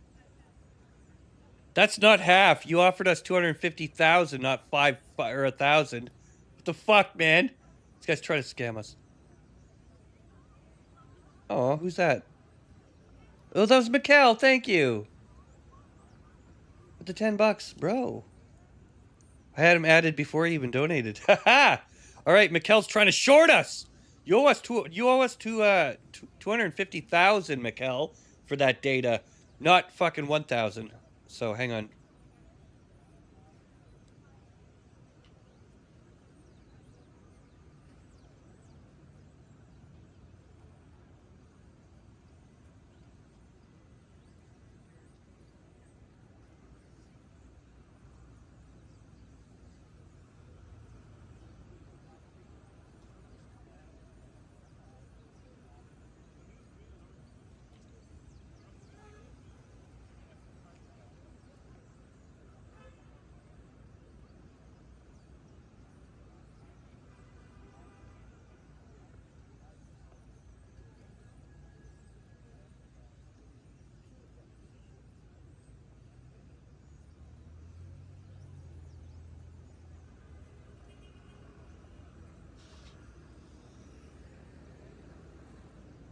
All right. Devil says, you owe us 250,000, not 1,000. What kind of scam are you running here? He looks at Opie and motions for him to get his knife ready.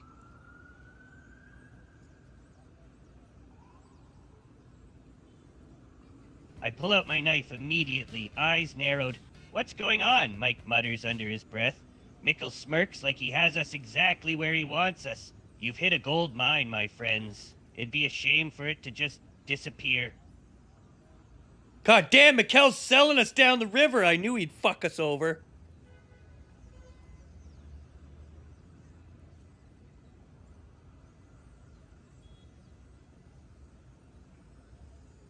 What do you mean by that, Mikkel? I have a buyer who's willing to pay twice as much for the exact same information, and you think I'm not gonna take the deal? You must think I'm an idiot. This is a business. I'm just playing the game. Damn, Mikkel drives a hard bargain. You're gonna have to give us more than 500 fucking bucks though, out of 250. If you can get double that, that's $500,000 for that data. And you're gonna give us 500?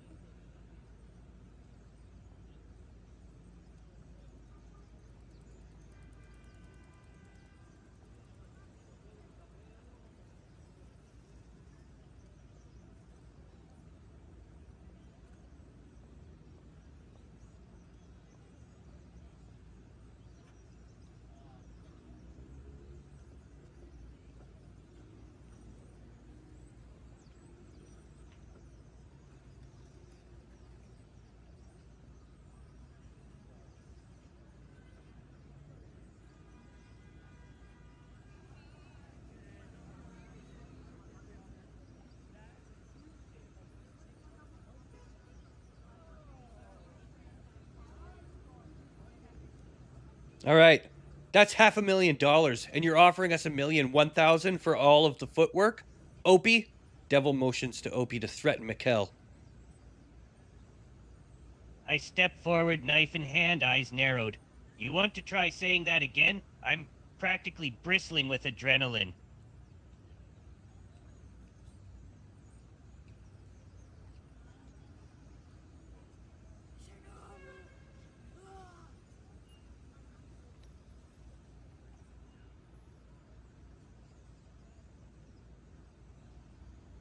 Grab him by the throat, Opie, exclaims Jackson. I lunge, grab Mikkel by the throat, slamming him back into his chair with a grunt. The fat man wheezes, eyes bulging like he just saw death in person. Listen here, you bloated sack of betrayal, I growl, pressing the broken bottle to his neck. We broke bones for this data, got cops on our ass, nearly died in sewers with raccoon royalty. And you think you can pay us chump change and walk away? Devil leans in. You wanted access? We gave it. Jack's on mimics cutting a throat. Mike whispers, the Raccoon King is watching and he's very disappointed. Mikkel gasps, face turning purple. Okay, I'll wire it all, every penny. Just don't let that dog bite me, Frosted smirks. Which dog? Barks echo from outside. Everyone freezes. But a dog? Pop, someone pays. But a dog? Once you pop, someone pays. But a dog comes to get that cash, baby. That's the butter dog. It's a dog with the butter. Mikkel finally decided to pay up.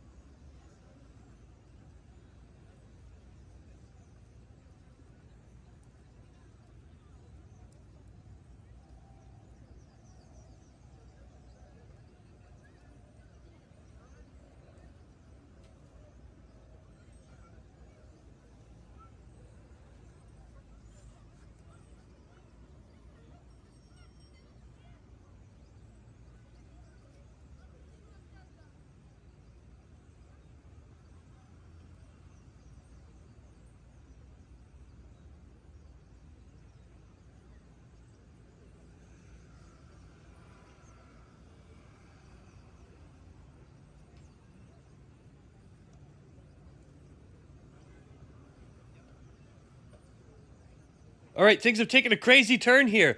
The group makes sure the money is wired to Frosted's account.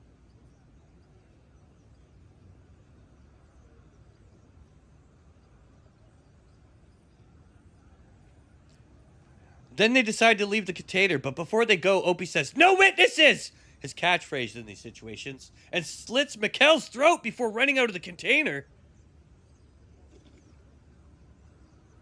We run like hell, back towards the tent city, hearts pounding and brains buzzing.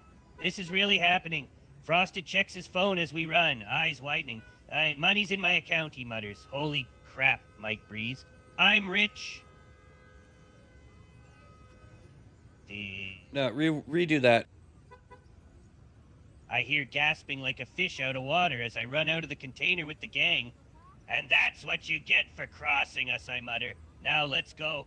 We've got money to spend. We tear away from the container like rats from a sinking ship, Mike whooping like a madman as we go, leaving nothing but darkness, but a dog and a pool of blood behind us.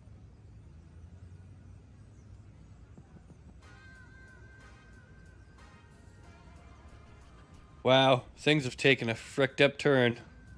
Poor Mikkel got himself messed up with the wrong audience, and fortunately it paid out bad for him. Now the gang's on their way out of there. Frosted is the only one who actually has money in the account. So while Dirty Mike and Devil Sheep and Frosted Fox and Jackson Steele are thinking that they're going to be rich, Frosted Fox sneaks off into the night.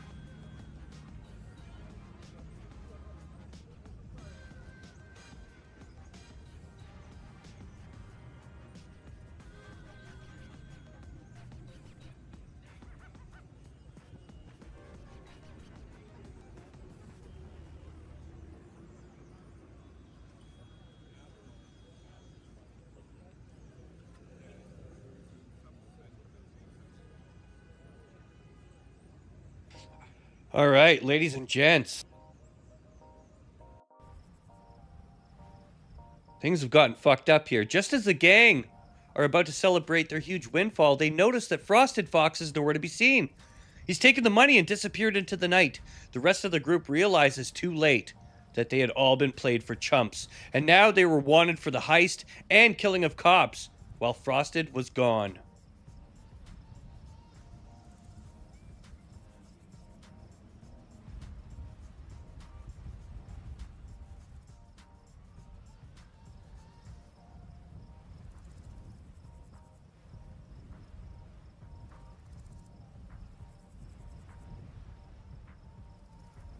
I stop, realizing Frosted is gone, blood going cold. The rest of the group follows suit, coming to the exact same soul-crushing realization. We just got played. Devil looks around, wild-eyed. Where the hell? Mike just stares, mouth open. bastard.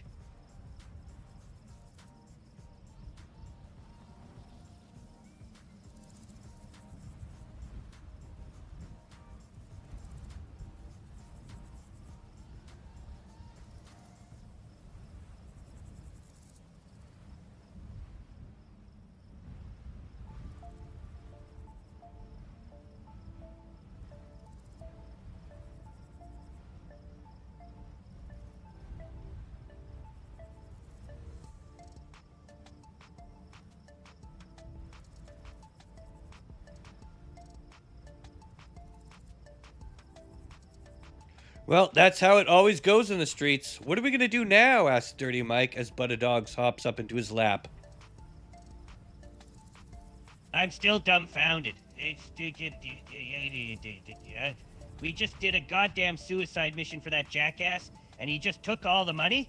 I gesture in frustration. We risked our damn lives for this? I can't believe we didn't see it coming. Well, what do you expect? Mike mutters. We're in the trenches. People turn on each other. It's true. People do turn on each other when things are hard.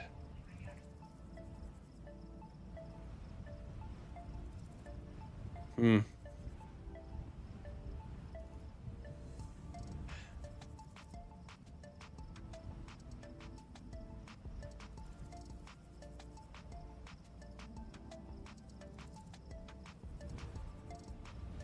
Well then, Opie, what do we do now? I don't know, I mutter, shaking my head. We get as far away as possible, lay low like we're ghosts, get to a town or something, work for cash if we're lucky, or get high and try to forget this happened.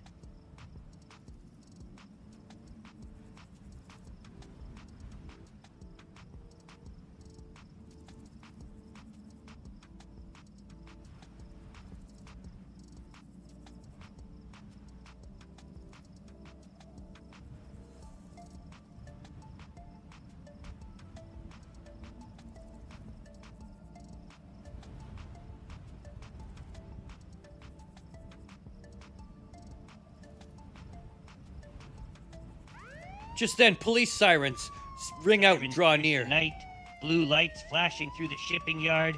We freeze. 5 seconds of pure panic. Shit, I hiss. Jackson points silently toward a drainage pipe, half hidden under rust and grime. Mike already scooping up Buttadog like a sacred relic. Go! Go! Go! I shout. We scramble. Devil dives in first, then me, then Jackson sliding in with that eerie mime grace. The pipe reeks of sewage and regret, but it's freedom. Behind us, flashlights sweep the containers. Shouts echo, check behind, B-14, body found, they're here somewhere. I whisper into the dark. Frosted's gone, Mickle's dead, and now we're holding the bag. Devil growls, so we do what Opie does best. We disappear. And just like that, we vanish into the pipes. Wanted. Homeless. But still alive. Once you pop, you don't stop running. He's still on that slogan, man. He's really all about that fucking slogan, isn't he?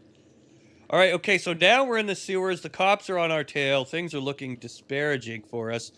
Frosted ran off with our money. Mikkel ended up dead in that situation.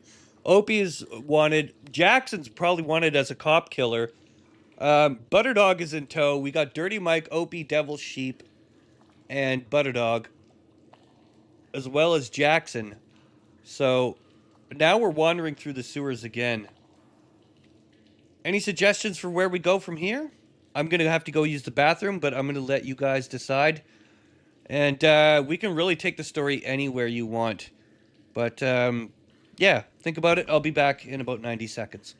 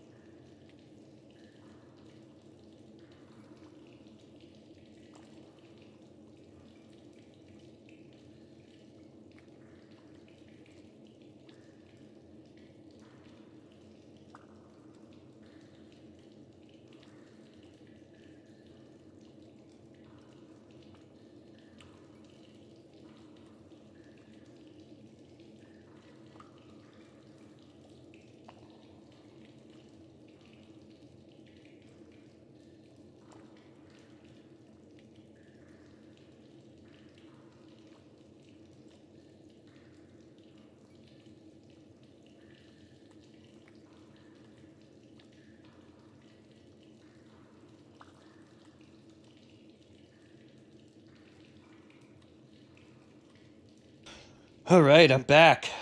Now, where did we leave off, chat? We had done some crazy shit with like things started off, opiish enough, but we quickly went into like espionage territory with frickin' evacs and crazy data deals with like creepy dudes in shipping containers and stuff, and then we got robbed by our contact, and now we're escaping the cops. We got a lot of heat on us, and we have to try to make it out of the sewer. The group comprised of Opie McGruff, Devil Sheep, Jackson Steele, Butta Dog, and Dirty Mike. And so from here on out, we have to try to get away from the pigs, and maybe I don't even know what the next scheme could be, but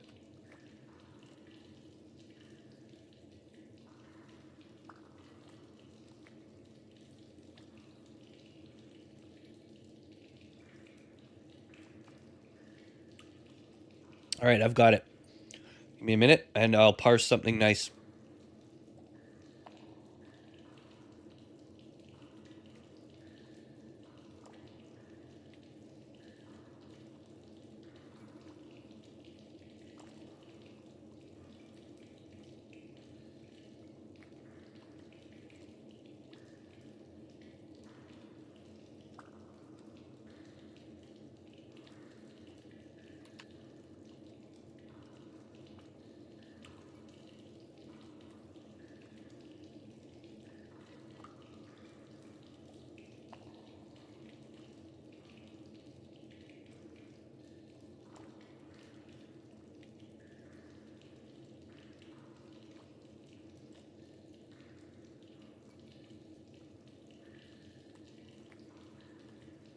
All right.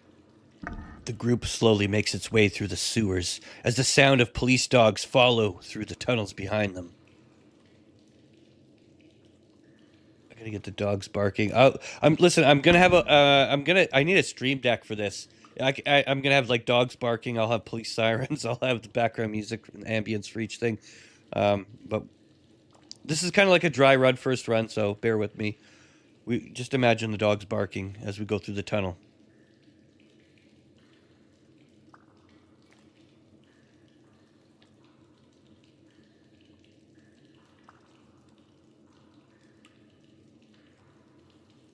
Crawl through the tunnels, water up to our knees, breaths loud in the dark. Behind us, barks, human shouts, flashlights bouncing off wet walls like ghost hands. Keep moving! I whisper, scrambling forward on all fours. Mike's wheezing again. My heart, my poor raccoon dreams. Jackson suddenly stops. He mimes, wait. We freeze. A dog howls, close, then another. Then silence too quiet. Devil whispers, they're splitting up. I grin through the filth on my face. Good. Let him get lost in our world. Pull out a rusted pipe and drag it across the metal grating. Down the wrong tunnel. Come on, mutts! Over here! Free snacks for snitches. The dogs bark and charge in that direction like idiots. Frosted might have stolen our money, but this maze, it's still ours. Once you pop, the chase gets hot. He keeps saying that fucking slogan, man. I don't know why he's just really latched onto that. Opie's just loving that once you pop phrase these days. Okay, so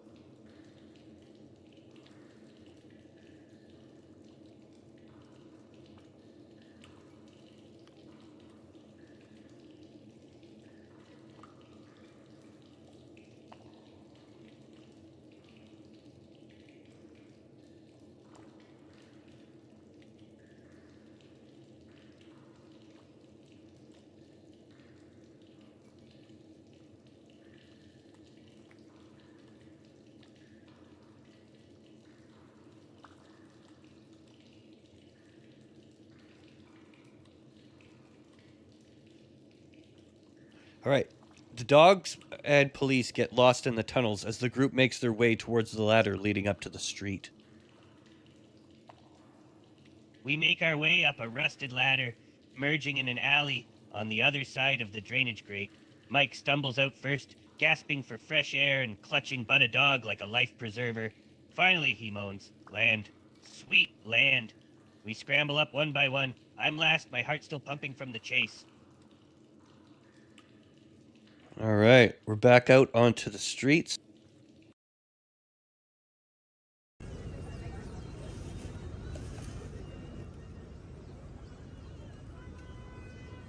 right.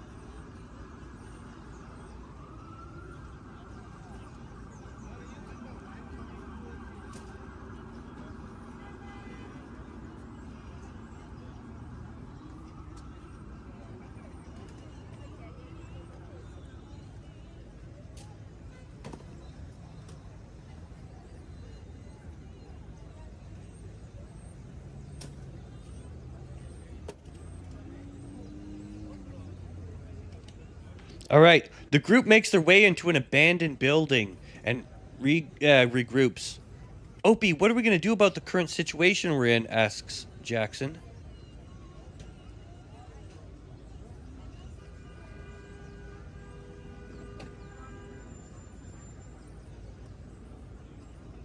I sit down on an old crate, catching my breath. We're broke. We're wanted. And Frosted Fox has our money and our future. The group looks at me, waiting for the next step. But you know what? That's just another day in the life, I grin. We stay low, live off the land, and wait for the storm to pass. Could anything be more true? Well, what do you guys think of story time? It's an Opie adventure that you never thought you would experience. I thought we were kind of all over the place with it, but it shows the versatility in this. And the more you guys join in and become part of the story, I think the more fun it'll become. And I look forward to expanding upon this. If I could get a stream deck or something, or find a way to maybe bind a bunch of hotkeys through OBS or something for the different sound effects and background sounds, I think I could come up with a pretty engaging experience for you guys. So I hope you enjoyed that. That's 4 hours of storytelling. I think that's plenty for now. So I'm going to end the stream here. I want to thank each and every one of you guys for joining. Thank you for the support. And if you guys like this, go ahead and hit the like button, or let me know either through DM or in the Discord or whatever, because if there's enough interest, I'll put more effort and time and energy into this to make it become more of a thing. And yeah. And remember, you guys can always become part of the story. You can give suggestions if you don't want to be part of the story. But the AI I've created here, it's pretty much actually Opie, so it's crazy. He's always down for adventure. He's funny as shit. He's crass as hell. Witty. He just sharp with... It's Opie. It's crazy. So, yeah. I'm going to let the creative juices flow on my end, and I'm going to come up with ways that I can make this... Maybe I can find some kind of... Because I know you don't want to just look at text the whole time while I'm talking and telling you the story. Maybe we'll find some way to incorporate the some sort of video or background thing. But yeah, we'll figure it out as we go. Anyways, thank you guys for joining the stream, and I'll see you in the next one. Peace.